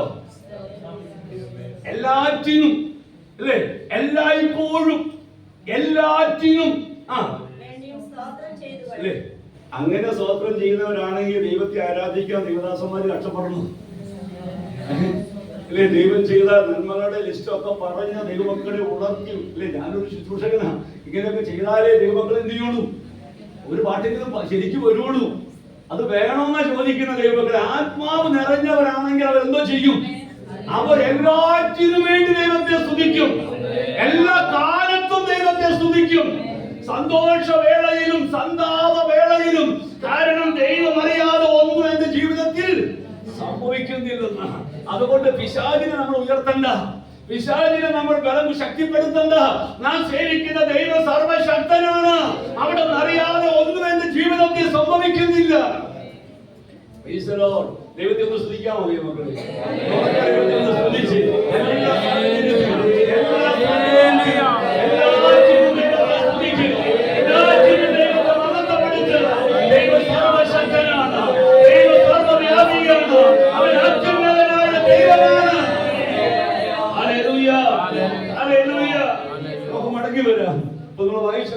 കർത്താവ് പറഞ്ഞു, എന്നിൽ വിശ്വസിക്കുന്നവൻ ഞാൻ ചെയ്ത പ്രവൃത്തി എന്നിൽ വിശ്വസിക്കുന്നവനും ചെയ്യും. ഏതാണ് പ്രവൃത്തി? യേശു യഥാർത്ഥമായി വിശ്വസിക്കുന്ന ഒരാൾ എന്ത് ചെയ്യും? അവന്റെ ഏറ്റവും വലിയ ലക്ഷ്യം ആത്മാക്കളെ നേടാൻ വേണ്ടിയായിരിക്കും. നശിച്ചു പോകുന്ന ആളുകളെ കുറിച്ചുള്ള ഭാരമായിരിക്കും ഉള്ളിൽ. ഇത് എപ്പോ നഷ്ടപ്പെടുന്നുവോ അതിന്റെ അർത്ഥം നമ്മുടെ വിശ്വാസം എന്ത് ചെയ്യുന്നു? വിശ്വാസം എന്താ? പ്രത്യാശിക്കുന്നതിന്റെ ഉറപ്പ്. പ്രത്യാശ എന്താ? നിത്യജീവൻ. എങ്ങനെ കിട്ടുന്നു? പുത്രനെ നോക്കിക്കൊണ്ട് യേശുവിൽ വിശ്വസിക്കുന്നതിലൂടെ മാത്രമേ എന്ത് കിട്ടുകയുള്ളൂ അല്ലേ? നിത്യനരകത്തിലേക്ക് പോകുന്ന ഒരു വ്യക്തി ജീവൻ പ്രാപിക്കണമെങ്കിൽ ആരെ നോക്കണം? ആരെ വിശ്വസിക്കണം? ഈ യേശുവിനെ കുറിച്ച് ആര് പറയണം? അവർ രക്ഷിക്കപ്പെടാൻ വേണ്ടി ആര് പ്രാർത്ഥിക്കണം? ഈ മേഖലയിലുള്ള ദൈവമക്കളെ നമ്മുടെ പരമാർത്ഥ മനസ്സിനെ കർത്താവ് തൊട്ട് ഉണർത്തുകയാണ്. ആദ്യ സ്നേഹത്തിലേക്കും ആദ്യ അനുഭവത്തിലേക്കും മടങ്ങി വരാൻ പരിശുദ്ധാത്മാവ് നമുക്ക് ആഹ്വാനം നൽകുകയാണ്. നമുക്ക് ആ വാക്യത്തിലേക്ക് ഒന്നോട് മടങ്ങി വരാം. നമ്മുടെ യോഹന്നാന്റെ സുവിശേഷം 14:12 വായിച്ചല്ലോ. ഞാൻ ആമേൻ ആമേൻ ഞാൻ നിങ്ങളോട് പറയുന്നു, ഞാൻ വിശ്വസിക്കുന്ന പ്രവൃത്തി എന്നിൽ, ഞാൻ ചെയ്യുന്ന പ്രവൃത്തി എന്നിൽ വിശ്വസിക്കുന്നവനും ചെയ്യും. എന്നിട്ട് അടുത്ത വാക്യം വായിച്ചേ. ഞാൻ പിതാവിന്റെ അടുക്കൽ പോകുന്നത് കൊണ്ട് അതിൽ വലിയതും അവൻ ചെയ്യും. അയ്യോ, നിങ്ങൾ വിശ്വസിക്കുന്നുണ്ടോ? വിശ്വസിക്കുന്നുണ്ടോ? ഏത് കാര്യം? യേശു പറഞ്ഞു, ഞാൻ പിതാവിന്റെ അടുക്കൽ പോകുന്നത് കൊണ്ട് ഞാൻ ചെയ്തതിനേക്കാൾ അധികം എന്നിൽ വിശ്വസിക്കുന്നവൻ. കർത്താവേ, അങ്ങ് ചെയ്തതുപോലും ചെയ്യാൻ കഴിഞ്ഞിട്ട്. അത് നമ്മളെന്താ പറയുന്നേ? നമ്മൾ ആരാണ് പറയുന്നേ? നമ്മൾ ആരാണ്? വിശ്വാസികൾ അല്ലേ? യേശു ചെയ്തതുപോലും ചെയ്യാൻ നമ്മളെ കൊണ്ട് കഴിയുന്നില്ല. അപ്പോഴാണ് യേശു പറയുന്നത്, പിതാവിന്റെ അടുക്കൽ പോകുന്നത് കൊണ്ട് അതിനേക്കാൾ അധികം എന്ത് ചെയ്യുമെന്ന്. കർത്താവിന് അറിയാം ഇത് നിങ്ങൾ വിശ്വസിക്കാൻ പിശാച് സമ്മതിക്കില്ലെന്ന്. അതുകൊണ്ടാ പറഞ്ഞ സത്യമായിട്ടും സത്യമായിട്ടും ഞാൻ പറയുന്നു. എന്റെ ആള് മനസ്സിലായോ? ഇത് വിശ്വസിക്കാൻ പിശാച് സമ്മതിക്കില്ല എന്നറിയാം. അതുകൊണ്ടാണ് യേശു പറഞ്ഞത്, സത്യമായിട്ടും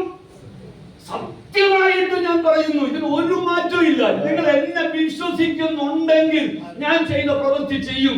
ഞാൻ പിതാവിന്റെ അടുക്കൽ പോകുന്നത് കൊണ്ട് അതിൽ വലിയത് ചെയ്യുമെന്ന്. അപ്പൊ പിതാവിന്റെ അടുക്കൽ പോയിട്ടുള്ള പ്രയോജനം എന്താ? യേശു പിതാവിന്റെ അടുക്കൽ പോയത് കൊണ്ട് എങ്ങനെയാണ് അതിനേക്കാൾ കൂടുതൽ ചെയ്യുന്നത്? യേശു പിതാവിന്റെ അടുക്കൽ പോയത് കൊണ്ടുള്ള പ്രയോജനം എന്താ? നമുക്ക് എന്തെങ്കിലും പ്രയോജനം ഉണ്ടായോ മക്കളെ?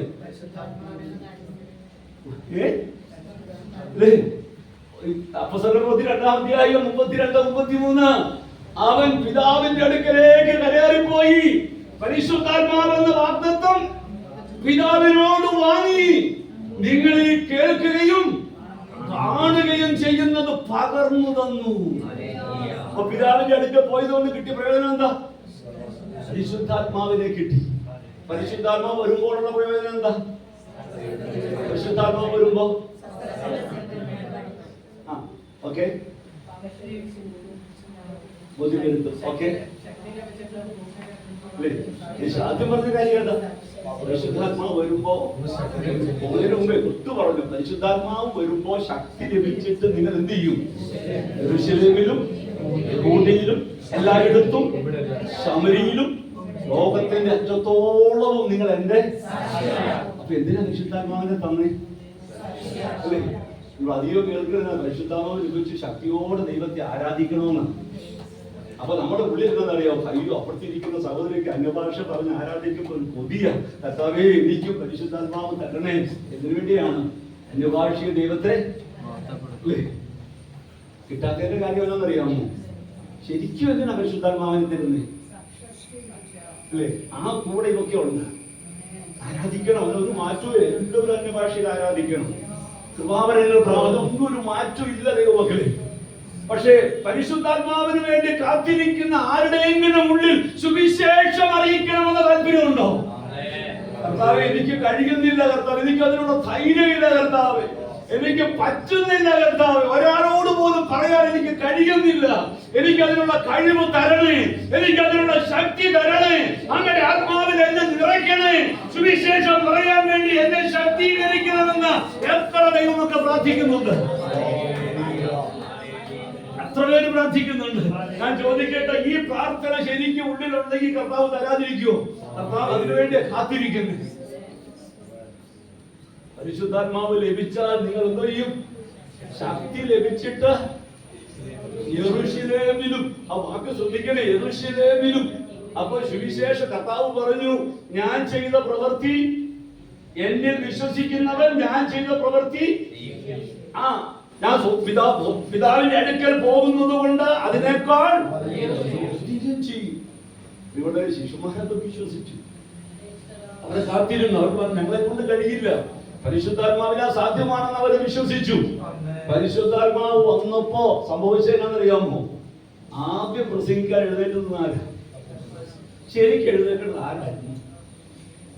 ആ കൂട്ടത്തില് എനിക്ക് അറിഞ്ഞുകൂടാ, വിദ്യാഭ്യാസം കൂടിയത് ആർക്കാണ്. എന്തായാലും മത്തായിക്കൊക്കെ ആകാനല്ലേ സാധ്യത, അല്ലേ? മത്തായി ആരായിരുന്നു? ടാക്സ്, അല്ലേ? ഇൻകം ടാക്സിന്റെ ആളായിരുന്നു, അല്ലേ? അപ്പൊ ശരിക്കും ആദ്യത്തെ പ്രസംഗമൊക്കെ ഇച്ചിരി സ്റ്റാൻഡേർഡും വിദ്യാഭ്യാസം ഉള്ള ആളൊക്കെ എന്ത് ചെയ്യണം? എന്നിട്ട് ആളുകളൊക്കെ കുറയുമ്പോ അവിടെ ആരും പ്രസംഗിക്കാം, വിദ്യാഭ്യാസം ഇല്ലാത്തവരൊക്കെ പ്രസംഗിക്കാം, അല്ലേ? അതായിരുന്നു നമ്മുടെ ചിന്ത. പക്ഷെ പരിശുദ്ധാത്മാവിന്റെ ചിന്ത എന്നറിയാമോ? ചിലപ്പോ മത്തായി പ്രസംഗിച്ചാലേ ചിലപ്പോ പറയും, കുറച്ചു മഹത്വമൊക്കെ ആർക്ക് പോകും? മത്തായിക്ക് പോകും. കാരണം ഈ മുക്കുവനായിരുന്ന ഒന്നും അറിയാത്ത ഈ പത്രോസ് പ്രസംഗിച്ച മഹത്വം മുഴുവൻ ആരിലേക്ക് പോകും? മുക്കുവനായ പത്രോസിന് എന്തറിയാം? എന്ത് വചനം അറിയാം? പക്ഷെ എഴുന്നേറ്റ് പറഞ്ഞ വാക്കെന്നറിയാമോ? സഹോദരന്മാരെ, നിങ്ങൾ ഊഹിക്കുന്നത് പോലെ ഇവ പുതുവീഞ്ഞ് കുടിച്ചതല്ല. ഇത് യോവേൽ പ്രവാചകനിലൂടെ ദൈവം അരുളി ചെയ്ത വചനമാണ്. അതെന്തല്ലോ, അന്ത്യകാലത്ത് സകല ജഡത്തിന്റെ പേരും ഞാൻ എന്റെ ആത്മാവിനെ പകരും. നിങ്ങളുടെ പുത്രന്മാരും പുത്രിമാരും പ്രവചിക്കും, വൃദ്ധന്മാർ സ്വപ്നങ്ങൾ കാണും. ഈ വചനമൊക്കെ അങ്ങ് ഉരുവിട്ട് ഇതൊക്കെ അങ്ങ് തെളിയിച്ച് പ്രസംഗിച്ചപ്പോ പ്രിയമുള്ളവരെ, യേശു മരിച്ചെന്നും അവന്റെ ശരീരം ദൈവത്വം കണ്ടില്ലെന്നും അവൻ ഉയർത്തെഴുന്നേറ്റെന്നും സ്വർഗത്തിലേക്ക് പോയിട്ട് പരിശുദ്ധാത്മാവിനെ തന്നു, അതാണ് നിങ്ങൾ ഈ കാണുകയും കേൾക്കുകയും ചെയ്യുന്നത് എന്ന് പറഞ്ഞപ്പോ കേട്ടവരെ ഉള്ളി കുത്തുകൊണ്ടുവന്ന്. കുത്തുകൊള്ളാൻ കാരണം എന്താണെന്നറിയോ? അതുവരെ അവര് പറഞ്ഞത് എന്താ? ഇത് പുതുവീഞ്ഞ് കുടിച്ചിട്ട് കാണിക്കുന്ന കോപ്രായെന്നാ അല്ലേ? പത്രോസ് അങ്ങ് തെളിയിച്ചു, ഇത് പുതുവീഞ്ഞ് കുടിച്ചതല്ല, ഇത് പരിശുദ്ധാത്മദാനമാണ്. കേട്ടപ്പോൾ ഉള്ളി കുത്തുകൊണ്ടിട്ട് അവർ ചോദിച്ചത് ഞങ്ങൾ എന്ത് ചെയ്യണമെന്ന് അല്ലേ? അന്ത്യകാലത്ത് എല്ലാവർക്കും ആത്മാവിനെ കിട്ടുമെങ്കിലേ ഞങ്ങൾക്ക് കിട്ടാൻ എന്തോ ചെയ്യണം? പത്രോസ് പറഞ്ഞു, നിങ്ങൾ മാനസാന്തരപ്പെടാ, നിങ്ങൾ സ്നാനപ്പെടാ, അപ്പൊ നിങ്ങൾക്ക് കിട്ടും പരിശുദ്ധാത്മാവിനെ. എന്തിനാ അവർ മാനസാന്തരപ്പെട്ടെ? എന്തിനാ അവർ സ്നാനപ്പെട്ടെ? എന്തിനാണെന്നറിയാമോ? അത്യാഗ്രഹം. നമ്മളെന്തിനാ മാനസാന്തരപ്പെട്ടെ? നമ്മളെന്തിനാ സ്നാനപ്പെടുന്നത്? പത്രോസിന്റെ പ്രസംഗം കേട്ട് മാനസാന്തരപ്പെട്ട് സ്നാനപ്പെട്ടവരുടെ ഉള്ളിൽ ഒറ്റ ആഗ്രഹമുണ്ട്. എന്നറിയാം, ഞങ്ങൾക്ക് എന്ത് വേണം? ഞങ്ങൾക്ക് പരിശുദ്ധാത്മാവിനെ വേണം. എവിടെ പിടി കിട്ടാത്ത പോലെ തോന്നുന്നുണ്ടല്ലേ? അല്ലേ? ഇതൊന്ന് ശ്രദ്ധിച്ചൊന്ന് വായിച്ചു നോക്കി. അവർ ചോദിച്ച ചോദ്യം എന്നാന്നറിയോ? ഞങ്ങൾ എന്ത് ചെയ്യണമെന്ന്. എന്നുവെച്ചാൽ അർത്ഥം എന്താ? പരിശുദ്ധാത്മാവ് ആണ് വന്നിട്ടാണ് ഈ കാര്യം ചെയ്യുന്നതെങ്കിൽ ഞങ്ങൾ ചെയ്ത് തെറ്റായി പോയി. ഞങ്ങൾ ഇത് പുതുവീഞ്ഞ് കുടിച്ചവരാണെന്ന് പറഞ്ഞ് പരിഹസിച്ചത് തെറ്റാ. അങ്ങനെ അന്ത്യകാലത്ത് എല്ലാവർക്കും ആത്മാവിനെ കിട്ടുമെങ്കിൽ പിന്നെ ഞങ്ങൾക്ക് കിട്ടാൻ എന്താ വേണ്ടതെന്നാ അതിന്റെ അർത്ഥം. പത്രോസ് പറഞ്ഞു, നിങ്ങൾ മാനസാന്തരപ്പെട്, സ്നാനപ്പെടുമ്പോ നിങ്ങൾക്കും പരിശുദ്ധാത്മാവെന്ന വാഗ്ദത്തം കിട്ടും. ഈ വാഗ്ദത്തം നിങ്ങൾക്ക് മാത്രമല്ലെന്ന് ചിലര് പറയുന്നത് അന്നത്തേക്ക് മാത്രമുള്ളതാണ് അല്ലേ? അങ്ങനെ ചിലര് പറയുന്നില്ലേ ഇത് അന്നത്തേക്ക് മാത്രമുള്ളതാണ്? പത്രോസ് അങ്ങനെയല്ല പറയുന്നത്. ഈ വാഗ്ദത്തം നിങ്ങൾക്കും നിങ്ങളുടെ മക്കൾക്കും ഇനി നെടുമ്പാശ്ശേരി സഭയിലുള്ള എല്ലാവർക്കും അല്ലേ? ചാലക്കുടി സെന്ററിലുള്ള എല്ലാവർക്കും അങ്ങനെയല്ലേ പറഞ്ഞേ? അങ്ങനെ തന്നെയാ പറഞ്ഞേ. കാരണം നമ്മുടെ ദൈവമായ കർത്താവ് വിളിച്ചു വരുത്താനുള്ള ദൂരസ്ഥന്മാരായ അല്ലേ ഇത് പറയുന്നത്. എവിടെ നിന്നാ പറഞ്ഞേ? പത്രോസ് എവിടെ നിന്നാ പറയുന്നത്? യെരൂശലേമിന്നാ പറയുന്നേ. അപ്പൊ നമ്മളെവിടെ കിടക്കുന്നു?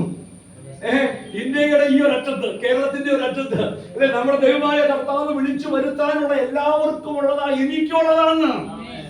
മക്കളെ എത്ര പേര് വിശ്വസിക്കുന്നു? നിങ്ങൾക്കുള്ളതാ ഈ വാഗ്ദത്തം, നിങ്ങൾക്കുള്ളതാ. പിന്നെ എന്താ കിട്ടാത്ത? ഒറ്റ കാര്യമുള്ളൂ, നമ്മൾ ആത്മാവിന് വേണ്ടി പ്രാർത്ഥിക്കുന്നത് വേറൊന്തോ കാര്യത്തിന് വേണ്ടിയാ അല്ലേ? കോളേജ് പഠിക്കുന്ന കുഞ്ഞുങ്ങളെ നിങ്ങളുടെ കൂട്ടുകാരികൾ നശിച്ചു പോകുന്നത് കണ്ട് നിങ്ങൾക്ക് ഭാരമുണ്ടോ? നിങ്ങൾ അവരെ യഥാർത്ഥമായി സ്നേഹിക്കുന്നുണ്ടോ? ഇല്ലേ? ചോറൊക്കെ പങ്കുവെക്കാറില്ലേ? കറിയൊക്കെ പങ്കുവെക്കാറില്ലേ? കൂട്ടുകാരിനെ ഒരു ദിവസം കണ്ടാൽ ഉള്ളിൽ നിങ്ങൾക്ക് സങ്കടമില്ലേ? പക്ഷെ അവൾ മരിച്ചാൽ നരകത്തിൽ പോകുമെന്ന് അറിയാമോ? നിങ്ങൾ പറഞ്ഞിട്ടുള്ള എപ്പോഴെങ്കിലും കൂട്ടുകാരികളോട്, നിങ്ങളുടെ സ്നേഹിതരോട്, നിങ്ങളുടെ ബന്ധുക്കളോട് എപ്പോഴെങ്കിലും നിങ്ങൾ പറഞ്ഞു അവരെ കുറിച്ചൊരു ഭാരം നിങ്ങളുടെ ഉള്ളിലുണ്ടോ? ഇല്ലെങ്കിൽ അർത്ഥം എന്നാൽ ഈ ആത്മാവ് നമ്മുടെ ഉള്ളിൽ എന്ത് ചെയ്യുന്നില്ല, ഈ യഥാർത്ഥ വിശ്വാസം നമ്മുടെ അകത്ത് എന്ത് ചെയ്യുന്നില്ല. നമ്മുടെ ഇരിക്കുന്ന സഹായവും കൂടി കർത്താവ് ചോദിച്ച ഒക്കെ തരൂല്ലോ, പിന്നെ നമുക്ക് സുഖമായിട്ട് ജീവിക്കാലോ അല്ലേ? അതിനാണോ ആത്മാവിനെ തന്നെ? യേശു പറഞ്ഞു, ഞാൻ സ്വർഗത്തിലേക്ക് കരേറി പോകുന്നത് കൊണ്ട് അതിൽ വലിയതും ചെയ്യും. ചെയ്തില്ലേ? 3.5 വർഷം കൊണ്ട് യേശു പ്രവർത്തിച്ചത് 120 പേരാണ് ആ ഒരുമിച്ച് കൂടാൻ കിട്ടിയത്. പത്രോസിന്റെ ഒറ്റ പ്രസംഗം കൊണ്ട് എത്ര പേര് വന്നു? പത്രോസിന്റെ കഴിവാണോ? അല്ല. ആരാണ് പ്രവർത്തിച്ചത്? പരിശുദ്ധാത്മാവോ? യേശു ഇത് കണ്ടുകൊണ്ടാ പറഞ്ഞേ. നെടുമ്പാശ്ശേരി ദൈവം പ്രവർത്തിക്കുക. ദൈവദാസനെ ഇത്രയും ദൈവമക്കൾ ഒരുമിച്ച് ആത്മാവിന് വേണ്ടി കാത്തിരുന്ന ദൈവം നമ്മുടെ മറ്റുള്ള അജണ്ടകളൊക്കെ നമ്മൾ മാറ്റണം. സഭയുടെ പ്രധാന ദൗത്യം ഇതാണ്. പണ്ടത്തെ പോലെ ഞങ്ങൾക്കൊരു നല്ല കാലം വേണം. ദൈവം അത് ചെയ്യാൻ ദൈവമക്കള്. ഇതിനാണല്ലോ യേശു മരിച്ചത്. കർത്താവേ ഞങ്ങളെ ശക്തീകരിക്കണമേ, കർത്താവേ ഞങ്ങളെ ശക്തീകരിക്കണമേ. കർത്താവിനോടൊന്ന് പറഞ്ഞ ദൈവമക്കള്, കർത്താവേ ആത്മാക്കളെ നേടാൻ എന്നെ ഒന്ന് ഉപയോഗിക്കണമേ. എനിക്കൊരു ആത്മഭാരം തരണമേ കർത്താവേ, എനിക്കൊരു ആത്മഭാരം തരണമേ, എനിക്കൊരു ആത്മഭാരം തരണമേ കർത്താവേ. മുൻപുണ്ടായിരുന്നതുപോലെ ആത്മാക്കളെ കുറിച്ചുള്ള ഒരു ഭാരം എനിക്ക് തരണമേ. ദൈവമക്കളെ, ആത്മഭാരം ഉണ്ടായാൽ ഗുണം എന്നാണെന്നറിയാമോ? നമ്മുടെ സഭകൾ അനുഗ്രഹിക്കപ്പെടും. കാരണം തിരുവെടുത്ത് പറയുന്നു, കർത്താവ് രക്ഷിക്കപ്പെടുന്നവരെ എങ്ങോട്ട് ചേർത്തു? സഭയോട് ചേർത്തു അല്ലെ? കർത്താവ് സഭയോട് ചേർക്കണമെങ്കിൽ, പുതിയൊരാളെ ചേർക്കണമെങ്കിൽ സഭ എങ്ങനെയായിരിക്കണം? എങ്ങനെയായിരിക്കണം? അല്ലേ? നമ്മളൊക്കെ മക്കളെ സ്കൂളിൽ ചേർത്തവരല്ലേ? തൊട്ടടുത്ത് സ്കൂളുണ്ട്. എത്ര പേരാവോ ഈ ബസ് കയറി വിടുന്നത്? എനിക്ക് ഭയങ്കര സൗകര്യമായി. വീട്ടിൽ നിന്ന് ഇറങ്ങിയ സ്കൂളിലേക്ക് കയറിയാൽ മതി. സർക്കാർ സ്കൂളാന്നേ ഉള്ളൂ, എന്നാലും വീട്ടിൽ നിന്ന് ഇറങ്ങിയ സ്കൂളിലേക്ക് കയറിയാൽ മതി. എത്ര പേര് അങ്ങനെ വിട്ടു? കുട്ടികളെ വിട്ടോ? എന്താ വിടാത്തെ? നമ്മുടെ കുഞ്ഞുങ്ങളെ ഏറ്റവും അടുത്തുള്ള സ്കൂളിലേക്ക് എന്താ നീ വിടാത്തെ? നമ്മൾ ചിന്തിക്കുക അവിടെ വിട്ടാൽ കൊച്ചിന് ഭാവി ഉണ്ടോന്ന്, അല്ലേ? ആ സ്കൂളിലേക്ക് വിട്ടാൽ ഭാവി ഉണ്ടോന്ന് ചിന്തിക്കും. ടീച്ചർ എങ്ങനെയുണ്ട്, അന്തരീക്ഷം എങ്ങനെയുണ്ട്, സമരമുണ്ടോ? എന്ന് സമരമാണെന്ന് അറിയുന്ന സ്കൂളിലേക്ക് ആരാ ഏത് കൊച്ചിനെ വിടുക? എന്ന് സമരമാണെന്ന് അറിയുന്ന സ്കൂളിലേക്ക് കുട്ടികളെ വിടുവോ? അമ്മച്ചിമാര്, സൗകര്യമാര്? ഇവിടെ എന്താ ചെയ്യൂ? ഇത്ര കാശ് പോയാലും വേണ്ടില്ല, വണ്ടിക്കൂലി കൊടുത്താലും വേണ്ടില്ല, അല്ലേ? 10 കിലോമീറ്റർ യാത്ര ചെയ്താലും വേണ്ടില്ല, പൊക്കോട്ടെ, വിടും, അല്ലേ? കർത്താവ് ഉത്തരം ചേർക്കുമ്പോഴോ, കർത്താവ് രക്ഷിക്കപ്പെടുന്നവരെ സഭയിലേക്ക് ചേർക്കുമ്പോഴോ എന്ന് സമരമുള്ള എന്റെ കൊച്ചു പോയിട്ട് സമരം പഠിക്കട്ടെ, അല്ലേ? രക്ഷിക്കപ്പെടുന്നവരെ സമരമുള്ള സഭയിലേക്ക് എന്ത് ചെയ്യും, അല്ലേ? 10 പേരെ ഉള്ളെങ്കിലും എന്നും ഭിന്നിച്ചും പഴക്കടിച്ചും കഴിയുന്ന സഭയിലേക്ക് കർത്താവ് വിടുക. കാരണം അവൻ പോയിട്ടൊന്ന് പഠിക്കട്ടെ സമരം ചെയ്യുന്നത് എങ്ങനെയാണെന്ന്. കൊച്ചു വിടും, കർത്താവ് വിടുവോ? മക്കളെ, നമ്മുടെ ഉള്ളത്തിൽ കയറുന്നുണ്ടോ? ആളുകൾ സഭയിലേക്ക് വരണമെങ്കിൽ സഭ എങ്ങനായിരിക്കണം? കെട്ടിടം നന്നായാൽ മതിയോ? എയർ കണ്ടീഷൻ ആക്കിയാൽ മതിയോ? പ്രിയമുള്ളവരെ, നല്ല സൗണ്ട് സിസ്റ്റം ഉണ്ടായാൽ മതിയോ? സഭയിലേക്ക് ആളുകൾ വരണമെങ്കിൽ സഭ എങ്ങനാകണം? വിശ്വസിച്ചവരുടെ കൂട്ടം ഏക മനസ്സുള്ളവരായിരുന്നു. സഭയിൽ ഐക്യത വന്ന ജനം ഒരുമിച്ച് നിന്ന് അത്ഭുതങ്ങൾ സഭയ്ക്കകത്ത് നടക്കും. ഇതിനു വേണ്ടി നാം ഉത്സാഹിക്കണം. ദൈവമക്കളെ, ശുശ്രൂഷകരായ ഞങ്ങൾ ഉത്സാഹിക്കണം, നിങ്ങൾ ഉത്സാഹിക്കണം. പിശാചിന്റെ ലക്ഷ്യം ഒന്നിനോട് ചേരാതിരിക്കണമെന്നാണ്. എന്തിനാണെന്നറിയാമോ? ഒറ്റ ലക്ഷ്യമുള്ളൂ. കാരണം ഇതിനകത്ത് കറക്കമുണ്ടെന്ന് പറഞ്ഞാൽ ഒരാൾ ഇതിലേക്ക് എന്ത് ചെയ്യില്ല, വരില്ല. എപ്പോഴൊക്കെ സഭയിലേക്ക് ആളുകൾ വന്നിട്ടുണ്ടോ അവിടെയൊക്കെ സഭ ഒറ്റക്കെട്ടായി നിന്നിട്ടുണ്ട്. ദൈവമക്കളെ ക്ഷമിക്കണം. ദൈവമക്കളെ, എല്ലാവരും കുറവുള്ളവരാണ്. നിങ്ങൾ അടുത്ത് നോക്കിയേ, തികഞ്ഞവരാരാ ഉള്ളേ? കർത്താവ് ആരെയൊക്കെ സ്നേഹിച്ച്? എല്ലാം തികഞ്ഞ ആളുകളൊക്കെയാണോ സ്നേഹിച്ചേ? ആണോ? എല്ലാം തികഞ്ഞവരെയാണോ സ്നേഹിച്ചേ? പത്രോസിനെ അറിയുന്നില്ല എന്നൊക്കെ പറഞ്ഞ് പ്രാഗി പോയിട്ട് അന്ന് നീ അങ്ങ് പോടാ, എനിക്ക് വേറെ ആളെ കിട്ടുമെന്ന് നോക്കട്ടെ എന്നാണ് പറഞ്ഞേ. നമ്മളാണെങ്കിലോ, നമ്മളാണെങ്കിൽ അടിച്ചോട്ടി കേട്ടൂല, പിന്നെ അവനെ കേട്ടു. അതെ, ഇങ്ങനെയൊക്കെ പറഞ്ഞേച്ചാൽ പിന്നെ സഭയിലേക്ക് വന്നേക്കുവാണോ? മനസ്സിലായില്ല? അപ്പൊ നിങ്ങൾ എനിക്ക് എന്തോ ചെയ്യണമെന്ന് സ്നേഹം ഉണ്ടെങ്കിൽ നടക്കുന്ന ശ്രമിക്കുമെന്ന്. സ്നേഹം കൊണ്ട് പലതും കീഴടക്കാൻ പറ്റും. സ്നേഹം കൊടുത്ത് പലതും നേടാൻ പറ്റും. സ്നേഹത്തിന്റെ മുമ്പിൽ പലതും സംഭവിക്കും. ദൈവമക്കളെ, ഞാനിങ്ങനെ ഓർത്തിട്ടുണ്ട്. ഞാൻ എന്റെ അനുഭവിച്ചിട്ട് പിന്നെ പറയുക, ഈ കൊച്ചിനെ മോനേക്ക് അവനെ ഇച്ചിരി പുസ്തകമൊക്കെ കഴിച്ച് അവനൊക്കെ അടിച്ചിട്ടുണ്ട്. പക്ഷെ പലപ്പോഴും അടിച്ചപ്പോൾ എന്റെ ഉള്ളിൽ മുറിവുണ്ടായിട്ടുണ്ട്. എന്നാന്നറിയാമോ? കർത്താവ് എന്നെ അടിക്കാൻ തുടങ്ങിയത് എന്നാ തോന്നുന്നു. പക്ഷെ എനിക്ക് പഠിക്കാതിരിക്കാൻ പറ്റൂല മോനായതുകൊണ്ട്.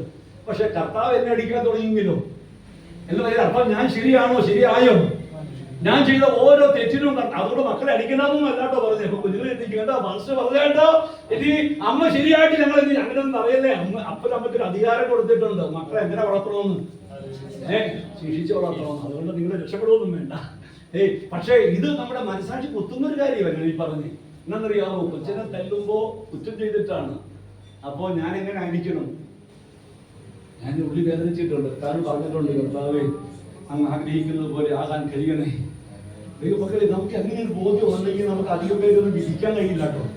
ശ്രദ്ധിക്കുന്നു, നമ്മളെല്ലാവരും വിധിക്കൂലേ? നമുക്ക് വിധിക്കാൻ പറ്റില്ലെന്ന്. എങ്ങനെയാ വിധിക്കുന്നത്? ഞാൻ ഒരാളുടെ നേരെ വിരൽ ചൂണ്ടുമ്പോ എത്ര വിരലാ എന്റെ നേരെ ചൂണ്ടുന്നേ? ഇങ്ങനെ ഒരു വാക്യം ഒന്ന് വായിച്ചേ. യെശയ്യാ പ്രവാചകന്റെ പുസ്തകം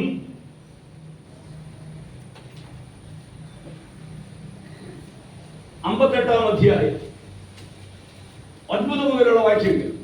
യെശയ്യാ പ്രവാചകന്റെ പുസ്തകം 58-ന്റെ 9 മുതലുള്ള വാക്യങ്ങൾ. അപ്പോൾ നീ വിളിക്കും, യഹോവ ഉത്തരമരുളും. നീ നിലവിളിക്കും, ഞാൻ വരുന്നു എന്ന് അവൻ അരുളി ചെയ്യും. മുഖവും വിരൽ ചൂണ്ടുന്ന വാക്ക് ശ്രദ്ധിക്കണേ. ആ വാക്ക് ശ്രദ്ധിക്കണം. മുഖവും വിരൽ ചൂണ്ടുന്നതും വഷളത്വം സംസാരിക്കുന്നതും നീ നിന്റെ നടുവിൽ നിന്ന് നീക്കിക്കളയുകയും വിശപ്പുള്ളവനോട് നീ താല്പര്യം കാണിക്കുകയും കഷ്ടത്തിലിരിക്കുന്നവന് തൃപ്തി വരുത്തുകയും ചെയ്യുമെങ്കിൽ നിന്റെ പ്രകാശം ഇരുളിൽ ഉദിക്കും. നിന്റെ പ്രകാശം എവിടെ ഉദിക്കുമെന്ന്? അപ്പൊ പ്രകാശം എവിടെയാ ഉദിക്കണ്ടേ? നാം പ്രകാശിക്കേണ്ടത് എവിടെയാ? വെളിച്ചത്തിലാണോ? അല്ല, ഇരുളിൽ പ്രകാശിക്കണമെങ്കിൽ ഇങ്ങനെയൊക്കെ വേണം. അടുത്ത വാക്ക് വായിച്ചേ. എന്റെ അന്ധകാരം മധ്യാഹ്നം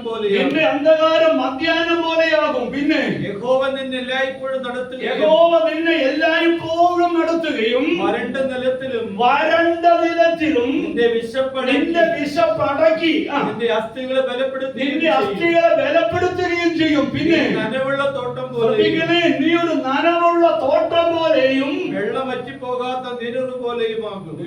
നമുക്ക് അങ്ങനെ ഒന്ന് കൊതിക്കാം. ഞാൻ എങ്ങനെ ആകണം? സഭ എങ്ങനെ ആകണം? അത് ഒരു നനവുള്ള തോട്ടം, വെള്ളം വറ്റിപ്പോകാത്ത നീരുറവ പോലെ. ഇതൊരു വെള്ളം വറ്റിപ്പോകാത്ത നീരുറവയാണെങ്കിൽ ഈ ഉറവയിൽ നിന്ന് കുടിക്കാൻ പലരും വരുമെന്നേ. ഇത് വരണ്ടതാണെങ്കിലോ? നാം ആയിരിക്കുന്ന സഭകൾ വരണ്ടതാണെങ്കിൽ ആരെങ്കിലും വരുമോ? പക്ഷെ വരൾച്ച മാറണമെങ്കിൽ പറഞ്ഞ 3 കാര്യങ്ങൾ എന്താണ്? ഒന്ന്, മുഖം മാറ്റണമെന്ന്. ഞാനിപ്പോ നിങ്ങളുടെ അടുക്കൽ നിന്നുകൊണ്ട് നിങ്ങളുടെ മേൽ മുഖം വെക്കുക. അപ്പൊ നിങ്ങൾ ഇരിക്കുക, ഗുരാച്ചൻ മാസ്റ്ററൊക്കെ ഭയങ്കര മിടുക്കനാന്ന്. അല്ല മക്കളെ, അല്ല കേട്ടോ. ഞാൻ മിടുക്കനാവും, നിങ്ങൾ നോക്കിക്കോ. മണ്ണുത്തി സഭ അതുപോലെ ആവും. എങ്ങനെ കർത്താവോട് പറഞ്ഞു, കർത്താവേ മാതൃകയുള്ള ഒരു സഭയാക്കി മണ്ണുത്തി സഭയെ മാറ്റണോ? അപ്പൊ ഞാൻ അവരെ കുറ്റപ്പെടുത്തിക്കൊണ്ടിരുന്നാ മതിയോ? ഒന്നാമത്തെ കുറ്റം എന്റെയാ. ഞാൻ അവരോട് പറയുന്നു, ഞാനാ ശരിപ്പെടേണ്ടത്. പക്ഷെ ഈ വചനത്തിനൊരു മാറ്റവും ഇല്ല. ഞാൻ ദൈവത്തോട് പറയുന്നു, ദൈവമക്കളെ മുഖം മറ്റുള്ളവരുടെ മേൽ മുഖം വെച്ചു കൊടുക്കുക. വിരൽ ചൂണ്ട്, നീ ശരിയല്ല. അതിന്റെ അർത്ഥം എന്നറിയോ? ഞാൻ ശരിയാണെന്നാണോ? അല്ല ദൈവമക്കളെ, നമ്മുടെ തെറ്റ് നമുക്ക് സമ്മതിക്കാം. ദൈവത്തിന്റെ നീതിയുടെ മുമ്പിൽ നിൽക്കുമ്പോ ആർക്കാണ് വെളിച്ചത്തിൽ നിൽക്കാൻ പറ്റുന്നത്? ഹൃദയ തകർച്ചയോടെ പറയാം, കർത്താവേ എന്നോട് ക്ഷമിക്കണേ. അല്ലേ? അടുത്ത വാക്യം വായിക്കുന്നത് എന്താ? മുഖവും വിരൽ ചൂണ്ടുന്നതും വഷളത്വം. നമ്മുടെ വാക്ക് എങ്ങനെയായിരിക്കണം? അപ്പൊ ഞാനിങ്ങനെ ഓർക്കുന്നുണ്ട്, ഇപ്പൊ ബന്ധങ്ങൾ കൂടണമെങ്കിൽ എന്ത് വേണമെന്നറിയാമോ? വഷളത്വം സംസാരിച്ചാലേ ബന്ധങ്ങൾ ഉണ്ടാകും. ഫോണൊക്കെ വിളിച്ച് മറിയാമ്മയുടെ കുറ്റം കുറെ നേരം സിനിമയോട് പറഞ്ഞാൽ പിന്നെ എന്ത് ബന്ധമെന്നറിയാമോ? ഇങ്ങനെ വിളിച്ച് പറയാത്ത ആരെങ്കിലും ഒരു ബന്ധമുണ്ടോ? സഹോദരന്മാരുണ്ടോ? അടുത്ത വീട്ടിൽ പോയിരുന്ന പാസ്റ്റർ കുറ്റം, ഞാൻ അത് ഉദാഹരണം പറഞ്ഞു കേട്ടോ. അല്ലാതെ നമ്മുടെ എന്താ നമ്മൾ ഈ കൂടുതൽ നേരം സംസാരിക്കുന്നത്? എന്താ സംസാരിക്കുന്നത്? ആത്മീയ വർധന വരുത്തുന്ന കാര്യമാണോ? ഇങ്ങനെ പറയാത്തവർക്കും വലിയ ബന്ധങ്ങളൊന്നും ഇല്ലെന്ന്. ബന്ധം കൂടണമെങ്കിൽ കുറ്റം കൂടുതൽ എന്ത് ചെയ്യണം? പറയണം. ഭക്ഷണത്വം ഇത് നിർത്താവോന്നേ ചോദിക്കുന്നേ. പാസ്റ്ററെ കുറിച്ച് പറയുന്നത്, വിശ്വാസിയെ കുറിച്ച് പറയുന്നത്, പ്രിയ ഭക്ഷണത്വം സംസാരിക്കുന്നത്. പറ, നമ്മളൊക്കെ കുറ്റക്കാരെന്ന് പറ. കർത്താവേ, സഭയിലേക്ക് ആത്മാക്കളെ വരാണ്ടത്തവണ്ണം മാതൃകയുള്ള ഒരു കൂട്ടമായി ഞങ്ങളുടെ കൂട്ടത്തെ മാറ്റണമേ. കർത്താവ് രക്ഷിക്കപ്പെടുന്നവരെ ദിനംപ്രതി സഭയോട് ചേർത്തു. കർത്താവ് ചേർക്കാതെ ഒരാൾ ഇവിടെ വരില്ല. നമ്മുടെ ചില ടെക്നിക് കൊണ്ടൊക്കെ ചിലരൊക്കെ പിടിച്ചുകൊണ്ട് വരാം, പിന്നെ അവർ തലവേദനയായിട്ട് മാറും. അല്ലേ? യഥാർത്ഥമായി കർത്താവ് ചേർക്കുന്നവർ എന്നും സഭയ്ക്ക് അനുഗ്രഹമായിരിക്കും. സത്യമാണോ? കർത്താവ് ചേർക്കുന്നവർ എന്നും സഭയ്ക്ക് അനുഗ്രഹമാകുന്നു. എനിക്ക് സന്തോഷമുണ്ടായ ഒരു കാര്യമുണ്ടായി. അടുത്ത ദിവസം ഒരു സഹോദരൻ സഭയിലേക്ക് വന്നേ. അപ്പോ ഈ വ്യാഴാഴ്ച സഹോദരന്മാരുടെ സുവിശേഷ പ്രവർത്തനത്തിന് ഇങ്ങനെ പോകുന്നുണ്ട്. അപ്പോ ഈ വന്ന സഹോദരൻ പറയാണ്, അടുത്ത ആഴ്ച ഞാനും കൂടെ വരാമെന്ന്. 30 വർഷം പഴക്കമുള്ളവരാരും പറഞ്ഞില്ല. ഇന്നലെ വന്ന സഹോദരൻ പറയാണ്, ഞാനും നിങ്ങളുടെ കൂടെ എന്ത് ചെയ്യാന്ന്. നിങ്ങൾക്കത് കേൾക്കുന്ന ഒരു കൊതിയാവുന്നില്ല? അങ്ങനെയൊക്കെ അല്ലേ? അങ്ങനെ പറഞ്ഞോക്ക് എന്ത് വേണം? പറയുന്നേ. വന്നില്ലേനും വേണ്ടില്ല, കേട്ടപ്പോ ഒരു സന്തോഷം അല്ലേ? വിശ്വാസം വന്നില്ലേനും വേണ്ടിയില്ല. ഇതൊക്കെ കേൾക്കുമ്പോ ഒരു സന്തോഷമല്ലേ? തിരുവനന്തപുരത്ത് പറയുന്ന ഭക്ഷണത്വം സംസാരിക്കുന്നതും നിങ്ങൾ ഈ കാര്യം ഈ മേഖലാ മീറ്റിംഗിൽ വേറെ ഒക്കെ മറന്നു പോയാലും ഇത് നിങ്ങളുടെ ഉള്ളിൽ ഏറ്റെടുത്തു. ഞാൻ ഇനി ആരെയും വിധിക്കില്ല. ഞാൻ ആരുടെ നേരെ വിരൽ ചൂണ്ടില്ല. ഞാൻ എപ്പോഴും എന്നെ വിധിക്കും. വചനം പറയുന്നു, നമ്മെ തന്നെ വിധിച്ചാൽ നാം വിധിക്കപ്പെടുകയില്ല. പ്രിയമുള്ളവരെ, ഒരു പ്രകാശമാകാം, ഒരു വെളിച്ചമാകാം. തിരുവെടുത്ത് പറയുന്നു, നീ നനവുള്ള തോട്ടം പോലെയും വെള്ളം വറ്റിപ്പോകാത്ത നീരുറവ പോലെയും ആയിത്തീരുമെന്നാണ്. നെടുമ്പാശ്ശേരി സഭ, മറ്റൂര് സഭ, അത്താണി അങ്കമാലി സഭ, കുറ്റിച്ചിറ സഭ, വെള്ളിക്കുളങ്ങര സഭ, പ്രിയമുള്ളവരെ, വെള്ളം വറ്റിപ്പോകാത്തൊരു നീരുറവ പോലെ. ആരംഭത്തിൽ നമ്മുടെ സഭകൾ അങ്ങനെയായിരുന്നു, വെള്ളം വറ്റിപ്പോകാത്ത നീരുറവ പോലെ, അല്ലേ പ്രിയമുള്ളവരെ? എന്നാൽ സ്ഥിതികൾക്ക് മാറ്റം വന്നു.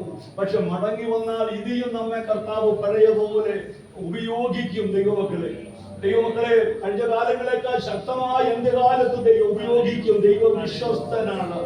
നമ്മൾ എവിടെ നിന്നാണ് ഇങ്ങോട്ട് വന്നത്? യേശു പറഞ്ഞു, ഞാൻ പിതാവിന്റെ അടുക്കൽ പോകുന്നത് കൊണ്ട് ഞാൻ ചെയ്തതിനേക്കാൾ അധികം അവർ ചെയ്യും. വായിക്കുമ്പോൾ അറിയാം പ്രിയമുള്ളവരെ, ആ സഭയുടെ പ്രവർത്തികൾ എങ്ങനെയാണ് മുന്നോട്ട് പോയത്. 3000 പേര് വന്നു, അടുത്ത ഘട്ടം 5000 ആയിട്ട് മാറി. അങ്ങനെ സഭ വളർന്നപ്പോഴാണ് പെട്ടെന്ന് സഭയ്ക്കകത്തൊരു പ്രശ്നം.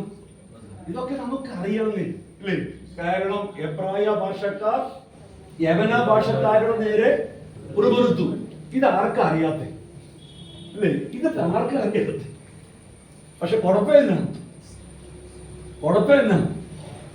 കുര്യാച്ചൻ മാസ്റ്റർക്ക് എതിരെ മറ്റേ ആൾ ഇങ്ങനെ ചെയ്തപ്പോ കുര്യാച്ചൻ മാസ്റ്റർ പറ്റുന്ന പോലെ ചെയ്തോണ്ടിരിക്കുകയപ്പോ അതേ കുഴപ്പമുള്ളൂ.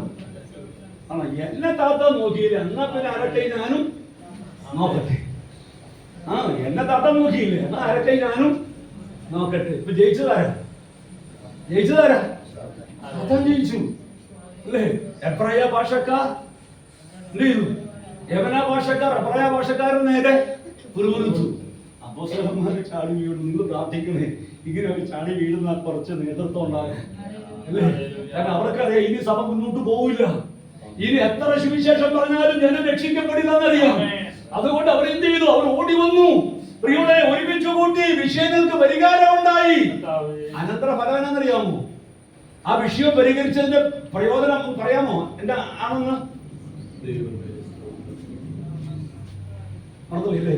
ഇന്ന് വായിച്ചു നോക്കിക്കേ. പ്രയലേഖനം അപ്പോസ്തല പ്രവൃത്തി 6-ാം അധ്യായത്തിന്റെ 7-ാമത്തെ വായിച്ചൊന്ന് വായിച്ച്. ദൈവവചനം പരന്നു. ദൈവവചനം എന്ത് ചെയ്തു? അല്ലേ? അപ്പൊ അതുവരെ എന്തായി കിടക്കുവായിരുന്നു? ബ്ലോക്കായി കിടക്കുവായിരുന്നു. പരസ്യവും നടത്താത്തതുകൊണ്ടാണോ കുഴപ്പം? വീട് കയറാത്തതുകൊണ്ടാണോ കുഴപ്പം? ആണോ? കുഴപ്പം എന്താ? വചനം എന്ത് ചെയ്യുന്നില്ല, പരക്കുന്നില്ല, ബ്ലോക്കായി കിടക്കുവന്നി, അല്ലേ? എന്താ പറ്റിയത്? എന്താ പെട്ടെന്ന് മരണം ഉണ്ടാകാൻ കാരണം എന്താ? ബ്ലഡ് സർക്കുലേഷൻ എന്താ? നിന്നുപോയി, മരിച്ചു. സഭകൾ എന്ത് ചെയ്യാണ്? യേശുവിന്റെ ജീവൻ ശരിക്കും വ്യാപരിക്കുന്നില്ലെങ്കിൽ എല്ലാവരും മരണത്തിലേക്കാണ് പോകുന്നത്, അല്ലേ? പക്ഷേ ആ ബ്ലോക്ക് മാറിയപ്പോഴോ, ശക്തമായ ട്രീറ്റ്മെന്റ് ലഭിച്ച ബ്ലോക്ക് മാറിയപ്പോ എന്ത് സംഭവിച്ചു? വചനം പരന്നു. പിന്നെ അടുത്ത വാക്യം, ശിഷ്യന്മാരുടെ എണ്ണം ഏറ്റവും പെരുകി. പിന്നെ പുരോഹിതന്മാരിൽ വലിയൊരു കൂട്ടം വിശ്വാസത്തിന് അധീനരായി മാറി. വിഷയം പരിഹരിക്കാതിരുന്നെങ്കിലോ? ചെറിയ പിറുപിറുപ്പല്ലേ ഉണ്ടായിരുന്നുള്ളൂ, വലിയ പ്രശ്നമൊന്നും അവിടെ ഉണ്ടായിരുന്നില്ലല്ലോ, അല്ലേ? ഒരു ചെറിയ ഇതൊന്നും വലിയ കാര്യമാക്കാനൊന്നും ഇല്ലെന്നേ.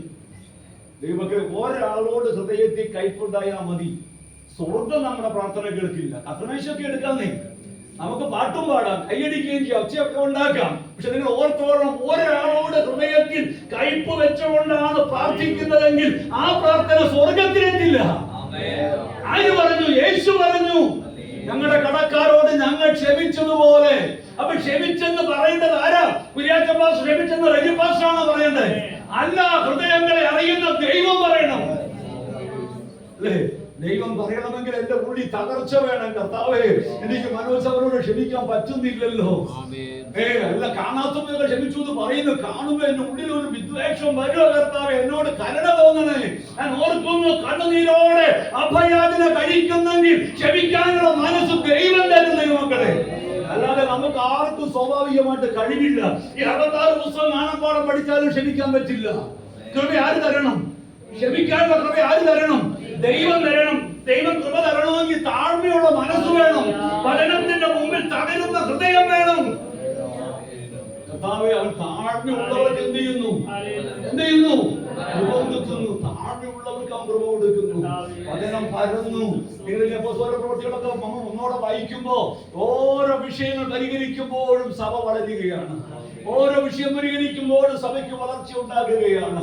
മടങ്ങി വരട്ടെ. യേശു പറഞ്ഞു, ഞാൻ പിതാവിന്റെ അടുക്കൽ പോകുന്നത് കൊണ്ട് അതിൽ വലിയത് ചെയ്യും. അപ്പൊ യേശു സ്വർഗ്ഗത്തിലേക്ക് പോയത് കൊണ്ടുള്ള ഒരു പ്രയോജനം പറഞ്ഞു, പരിശുദ്ധാത്മാവിനെ തന്നു. മറ്റെന്തെങ്കിലും പ്രയോജനം ഉണ്ടായോ?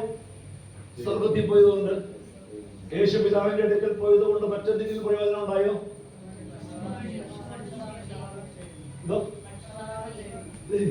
ഒരു വാക്യം വായിച്ച് റോമാലേഖനം 8:33 റോമാലേഖനം 8-ാം അധ്യായത്തിന്റെ 35-ാമത്തെ വാക്യമാണെന്ന് തോന്നുന്നു. ഒന്ന് നോക്കിക്കേ. 33-ാം വാക്യം. യേശു ക്രിസ്തു മരിച്ചവൻ, പിന്നെ പിന്നെ ക്രിസ്തുയേശു മരിച്ചവൻ, ശ്രദ്ധിക്കണേ, മരിച്ചിട്ട് ഉയർത്തെഴുന്നേറ്റവൻ തന്നെ. എന്നിട്ട് ഇപ്പൊ എന്തോ ചെയ്യുന്നു? സ്വർഗത്തിലേക്ക് പോയിട്ട് ഇപ്പൊ എന്താ ചെയ്യോ? ദൈവത്തിന്റെ വലത്തുഭാഗത്ത് ഇരുന്നു കൊണ്ട് പക്ഷപാതം ചെയ്തുകൊണ്ടിരിക്കുന്നു. വിശ്വാസത്തിന്റെ കണ്ണാകത്ത് ഭാവനെ കണ്ട് പിതാവിന്റെ അടുക്കൽ ഇരുന്നുകൊണ്ട് ദൈവ സഹോദരി പ്രാർത്ഥിക്കുമ്പോ യേശു എന്ത് ചെയ്യാണ്? കർത്താവേ, എന്റെ രക്തത്തിന്റെ വിലയാണ്, അതിന് മറുപടി കൊടുക്കണം. പിതാവിനോട് നമുക്ക് വേണ്ടി എന്ത് ചെയ്യുക? പക്ഷപാതം ചെയ്യുവാന്ന് നിങ്ങൾ വിശ്വസിക്കുന്നുണ്ടോ? ഇങ്ങനെ പക്ഷപാതം ചെയ്യുന്നത് കൊണ്ടാണ് യേശു പറഞ്ഞത്, നിങ്ങൾ എന്റെ നാമത്തിൽ വേണം ഇനി എന്ത് ചെയ്യാനായിട്ട്, എന്ത് ചെയ്യാൻ, പ്രാർത്ഥിക്കാൻ. അതെന്നറിയാവോ? പിതാവിൽ നിന്ന് ഉത്തരം കിട്ടണമെങ്കിൽ ആരുടെ നാമത്തിലേ കിട്ടുള്ളൂ? കുര്യാച്ചൻ ഭാഷ നാമത്തിലൊന്നും കിട്ടൂല കേട്ടോ. റജിപാസ്റ്റ നാമത്തിലും കിട്ടൂല. മധ്യസ്ഥൻ ഒരുവനേ ഉള്ളൂ. ആരാണത്? കർത്താവായിരിക്കുന്ന ക്രിസ്തുയേശു മാത്രമാണ്. അല്ലേ? നമുക്ക് സഭയിലായിരുന്നപ്പോഴേ മധ്യസ്ഥന്മാർ കുറെ പേരുണ്ടായിരുന്നു. അല്ലേ? സഭ വിട്ടപ്പോഴോ മധ്യസ്ഥന്മാരുണ്ടോ? ഉണ്ടോ? അല്ലേ? കുറെ പേരുടെ ഉള്ളിൽ മധ്യസ്ഥന്മാരുണ്ടെന്നേ. കാരണം ഞാൻ പ്രാർത്ഥിച്ചാൽ ഒന്നും ദൈവം കേൾക്കൂല. ആര് പ്രാർത്ഥിച്ചാൽ കേൾക്കും? പാസ്റ്റർ പ്രാർത്ഥിച്ചാൽ കേൾക്കും. അല്ലേ? എന്തോ സൗകര്യം പ്രാർത്ഥിച്ചാൽ കേൾക്കും. ഞാൻ പ്രാർത്ഥിച്ച അയ്യോ അന്നത്തിന് ഈ പ്രാർത്ഥിക്കണ്ടെന്ന് പറയില്ല ആരോടും. ഇതാ കൂട്ടായ്മ. അല്ലേ? പൗലോസ് പറഞ്ഞു ഞങ്ങൾക്ക് വേണ്ടി നിങ്ങൾ എന്ത് ചെയ്യണമെന്ന്, പ്രാർത്ഥിക്കണമെന്ന്. ഇതിന്റെ പേരാ കൂട്ടായ്മ എന്ന്. പക്ഷെ പൗലോസ് ഒരിക്കലും ആശ്രയം വെച്ചതാരില്ല. നിങ്ങൾ ഓർത്ത് നോക്കി, ഇവിടെയുള്ള ഡൽഹിയിലൊക്കെ ആളെ വിളിക്കുമ്പോഴേ നിങ്ങൾ എന്നാ ഓർക്കുന്നേ? ഞങ്ങൾ പ്രാർത്ഥിച്ചിട്ടൊന്നും ഒരു കാര്യവും ഇല്ല. ഞാൻ പ്രാർത്ഥിച്ച എന്റെ പ്രാർത്ഥന ദൈവം കേൾക്കില്ലെങ്കിൽ എനിക്ക് വേണ്ടി ഈ ലോകത്തിലുള്ള മുഴുവൻ വിശുദ്ധന്മാർ പ്രാർത്ഥിച്ചിട്ടും കാര്യമില്ല. കാരണം ഞാനും ദൈവമായിട്ടുള്ള ബന്ധം എന്താകണം? അപ്പൊ ഈ പ്രാർത്ഥന കൊണ്ടുണ്ടാക്കുന്ന ഗുണം എന്നറിയാമോ? ഞാനും ദൈവമായിട്ടുള്ള ബന്ധം അങ്ങ് ശരിയാകും. കാരണം തലയായതിൽ നിന്നാണ് ഈ കാര്യമൊക്കെ താഴോട്ട് വരുന്നത്. ക്രിസ്തുമായിട്ടുള്ള ബന്ധത്തിൽ നിന്നാണ് ഈ കാര്യങ്ങളൊക്കെ വരുന്നത്. അപ്പൊ യേശു നമുക്ക് വേണ്ടി എന്തോ ചെയ്യുന്നു. ഇനി നിങ്ങളുടെ 12-ാം യോഹന്നാന്റെ സുവിശേഷം വായിച്ചതിലേക്ക് ഒന്നുകൂടെ മടങ്ങി വന്നേ. യോഹന്നാന്റെ സുവിശേഷം 14-ാം അധ്യായം 12-ാമത്തെ വാക്യം വായിച്ചല്ലോ. 12-ഉം 13-ഉം കൂടെ ഒന്ന് വായിച്ചേ. 12-ാം വാക്യത്തിൽ പറഞ്ഞു, ഞാൻ പിതാവിന്റെ അടുക്കൽ പോകുന്നത് കൊണ്ട് ഞാൻ ചെയ്തതിനേക്കാൾ അധികം നിങ്ങൾ ചെയ്യും. എന്നിട്ട് 13-ാം വാക്യത്തിൽ പറയുകയാണ്, നിങ്ങൾ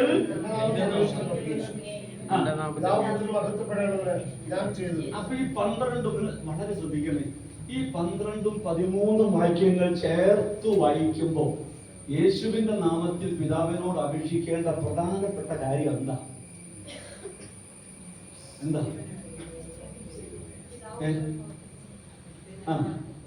12 13 12 കഴിഞ്ഞിട്ടല്ലേ 13 പറഞ്ഞേ. 12 പറഞ്ഞ കാര്യം എന്താ? 12-ാം വാക്യത്തിൽ പറഞ്ഞ കാര്യം എന്താ? ഞാൻ ചെയ്ത പ്രവൃത്തി. യേശു ചെയ്ത പ്രവൃത്തി എന്താ? യേശു ചെയ്ത പ്രവൃത്തി എന്താ? പച്ച വാക്കിൽ എളുപ്പത്തിൽ പറഞ്ഞു, പാപികളെ രക്ഷിക്കുന്നു, നിത്യജീവൻ കൊടുക്കുന്നു, അനേകരെ നിത്യജീവനിലേക്ക് കൊണ്ടുവരുന്നു. അപ്പൊ നമുക്കുള്ള പ്രവൃത്തി ഏതാ? നാം മുഖാന്തരം അനേകർ എന്ത് ചെയ്യണം? രക്ഷിക്കപ്പെട്ട യേശുവിനെ അറിയണം. എന്നിട്ട് 13-ാം വാക്യം പറഞ്ഞു, നിങ്ങൾ എന്റെ നാമത്തിൽ. അപ്പൊ എന്താ യേശുവിന്റെ നാമത്തിൽ പിതാവിനോട് അപേക്ഷിക്കേണ്ട പ്രധാന കാര്യം? മനസ്സിലാകുന്നു? പിടികിട്ടുന്നുണ്ടോ? ഗ്രഹിക്കാൻ പറ്റുന്നുണ്ടോ? നമ്മുടെ യേശുവിന്റെ നാമത്തിൽ പിതാവിനോട് പ്രാർത്ഥിക്കുന്ന കാര്യം എന്താ? എല്ലാ ഉപവാസ പ്രാർത്ഥന, പ്രധാനമായിട്ട് കുടുംബ പ്രാർത്ഥനയിലൊക്കെ നമ്മൾ യേശുവിന്റെ നാമത്തിൽ പ്രാർത്ഥിക്കുന്നു. എന്താ പ്രാർത്ഥിച്ചേ?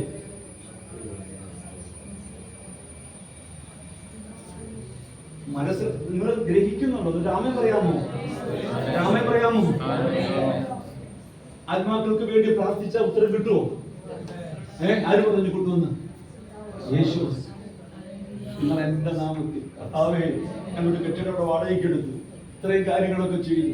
ഇതൊക്കെ നമുക്ക് ചെയ്യാൻ പറ്റും അല്ലേ? ഇതൊക്കെ ദൈവകൃപ ഇല്ലെങ്കിലും ചെയ്യാൻ പറ്റും. പറ്റൂലേ? നമ്മളെക്കാളൊക്കെ എത്ര ആളുകൾ വലിയ പള്ളി, ഓരോ പള്ളിക്കകത്തേക്കൊക്കെ കയറണം കാണണമെങ്കിൽ ഇല്ലേ? ദൈവകൃപ വേണ്ട അതിനൊന്നും. അതിനൊക്കെ ചെയ്യാൻ പറ്റും. ഇതിനകത്തേക്ക് ഒരാള് വരണമെങ്കിൽ നമ്മുടെ കഴിവിന് പറ്റും. പറ്റുമോ? ഒരാള് വരണമെങ്കിൽ ആര് കൂട്ടി വരുത്തണം? കർത്താവ് കൂട്ടി വരുത്തണം അല്ലേ? രക്ഷിക്കപ്പെടുന്നവരെ കർത്താവ് ദിനംപ്രതി എന്ത് ചെയ്തു? സഭയോട് ചേർത്ത് അതിന് ദൈവപ്രവൃത്തി ഉണ്ടാകണം. ദൈവം കർത്താവ് കൃപ ചെയ്യണം. അത് ചെയ്യാൻ കർത്താവ് പറഞ്ഞു, നിങ്ങൾ എന്റെ നാമത്തിൽ നിങ്ങൾ എന്ത് ചെയ്യണം? പിതാവിനോട് അപേക്ഷിക്കുന്നതൊക്കെയും പിതാവ് പുത്രനിൽ മഹത്വപ്പെടേണ്ടതിന് ഞാൻ നിങ്ങൾക്ക്. പ്രിയമുള്ളവരെ, ഇവിടെ എങ്ങനെയാണ് പുത്രൻ മഹത്വപ്പെടുന്നത്? അങ്കമാലിയിൽ, കണ്ണാറയിൽ, മണ്ണുത്തിയിൽ എങ്ങനെയാണ് പുത്രൻ മഹത്വപ്പെടുന്നത്? എങ്ങനെയാണ് പുത്രൻ അപമാനിക്കപ്പെടുന്നത്? ഇന്ന് അനേക ഇടങ്ങളിൽ പുത്രൻ അപമാനിക്കപ്പെടുന്നു. നിങ്ങൾ നിമിത്തം എന്റെ നാമം ജാതികളുടെ ഇടയിൽ ദൂഷിക്കപ്പെടുന്നു. പുത്രൻ മഹത്വപ്പെടണം. ഈ സഭയിലൂടെ ദൈവനാമം മഹത്വപ്പെടണം. എങ്ങനെയാണ് പാപത്തിൽ കിടക്കുന്ന, പിശാചിന്റെ അടിമത്തത്തിൽ കിടക്കുന്ന, നരകശിക്ഷയ്ക്ക് വിധിക്കപ്പെട്ട് കിടക്കുന്ന, സുവിശേഷ വിരോധികളായി കഴിയുന്ന ആളുകൾ വിടുവിക്കപ്പെട്ട ദൈവസഭയിലേക്ക് വരുന്നതിലൂടെ പുത്രന്റെ നാമം മഹത്വപ്പെടുകയാണ്, പിതാവ് മഹത്വപ്പെടുകയാണ്. നിങ്ങൾ അതിനു വേണ്ടി പ്രാർത്ഥിക്കണം. അടുത്ത വാക്യം എന്താ പറഞ്ഞേ? അടുത്ത വാക്യം കൂടെ വായിച്ചേ. ഉറപ്പ് തന്നിട്ടുണ്ട്, ഉറപ്പ് തന്നിട്ടുണ്ട്. അടുത്ത വാക്യം കൂടെ. നിങ്ങൾ എന്നെ സ്നേഹിക്കുന്നുവെങ്കിൽ എന്റെ കൽപ്പനകളെ കാത്തു. വാക്കുകളുടെ ഹൃദയത്തെ സ്പർശിക്കേണ്ടത് അത് ഇത്രേ പറയാറുള്ളൂ. ഇത് പറഞ്ഞിട്ട് കർത്താവ് പറയും, നിങ്ങൾക്ക് എന്നോട് സ്നേഹമുണ്ടെങ്കിൽ നിങ്ങൾ ഇത് ചെയ്യുന്നു. നിങ്ങൾക്ക് എന്നോട് സ്നേഹമുണ്ടെങ്കിൽ ഇന്ന് ഈ ധ്യാനയോഗത്തിൽ പങ്കെടുക്കുന്ന ഓരോ ദൈവമക്കളെ, ദൈവദാസന്മാരെ ഞാൻ അടക്കം നമ്മെ തൊട്ട് കർത്താവ് പറയുന്നു, നിങ്ങൾക്ക് എന്നോട് സ്നേഹമുണ്ടെങ്കിൽ നിങ്ങൾ ഇത് ചെയ്യും. നിങ്ങൾക്ക് എന്നോട് സ്നേഹമുണ്ടെങ്കിൽ നിങ്ങളിത് ചെയ്യും. ഈ പ്രാർത്ഥനായോഗം കഴിഞ്ഞ് നാം പിരിയുമ്പോ നമ്മുടെ ഹൃദയങ്ങളിൽ വാക്ക് മുഴങ്ങട്ടെ. യേശു പറഞ്ഞു, നിങ്ങൾക്ക് എന്നോട് സ്നേഹമുണ്ടെങ്കിൽ. എത്ര പേര് പറയും, ഉണ്ട് കർത്താവ്, ഉണ്ട് കർത്താവ്, ഉണ്ട് കർത്താവ്, സ്നേഹിക്കണമെന്നുണ്ട്. പക്ഷേ ഇത് കഴിഞ്ഞ് പുറത്തേക്ക് ഇറങ്ങുമ്പോ എന്നെ കൊണ്ട് ഒന്നും കഴിയുന്നില്ല. കർത്താവേ, സുവിശേഷം പറയണമെന്നുണ്ട്, പ്രാർത്ഥിക്കണമെന്നുണ്ട്. ലോകത്തിന്റെ തിരക്കുകൾ എന്നെ ലോകത്തിലേക്ക് വലിച്ചു കൊണ്ടുപോകുന്നു. കർത്താവേ, എനിക്ക് ഒന്നിനും കഴിയുന്നില്ല. മക്കളെ, കാണുന്നതെല്ലാം താൽക്കാലികമാണ്. ലോകത്തിന്റെ തിരക്കിന്റെ മുമ്പിൽ നമ്മൾ കുടുങ്ങി പോവുകയാണ്. ഞാൻ എന്നോട് തന്നെ സംസാരിക്കുന്നു. നിങ്ങൾ ഓരോരുത്തരും അതേ നിലയിൽ കേൾക്കണേ. നമുക്ക് കർത്താവിനോട് പറയാം, കർത്താവേ ക്ഷമിക്കണമേ, ക്ഷമിക്കണമേ. കർത്താവേ, ലോകത്തിന്റെ തിരക്കിൽ ഞങ്ങൾ കുടുങ്ങി പോകുന്നു. അങ്ങേക്ക് ഒന്നാം സ്ഥാനം നൽകുക, മുൻഗണന നൽകുക. കർത്താവേ, അങ്ങയുടെ രാജ്യവും നീതിയും അന്വേഷിക്കാം. അവിടുത്തെ കൃപ നൽകണമേ. കല്ലായുള്ള ഞങ്ങളുടെ ഹൃദയത്തെ മാറ്റണമേ. മാംസളമായുള്ള ഹൃദയം ഞങ്ങൾക്ക് തരണമേ. യേശു പറഞ്ഞു, നിങ്ങൾക്ക് എന്നോട് സ്നേഹമുണ്ടെങ്കിൽ നിങ്ങൾ ഇത് ചെയ്യും. ദൈവമക്കളിൽ എത്ര കാലം ഉണ്ടെന്ന് അറിഞ്ഞുകൂടാ, എത്ര സമയമുണ്ടെന്ന് അറിഞ്ഞുകൂടാ. ഹല്ലേലൂയ.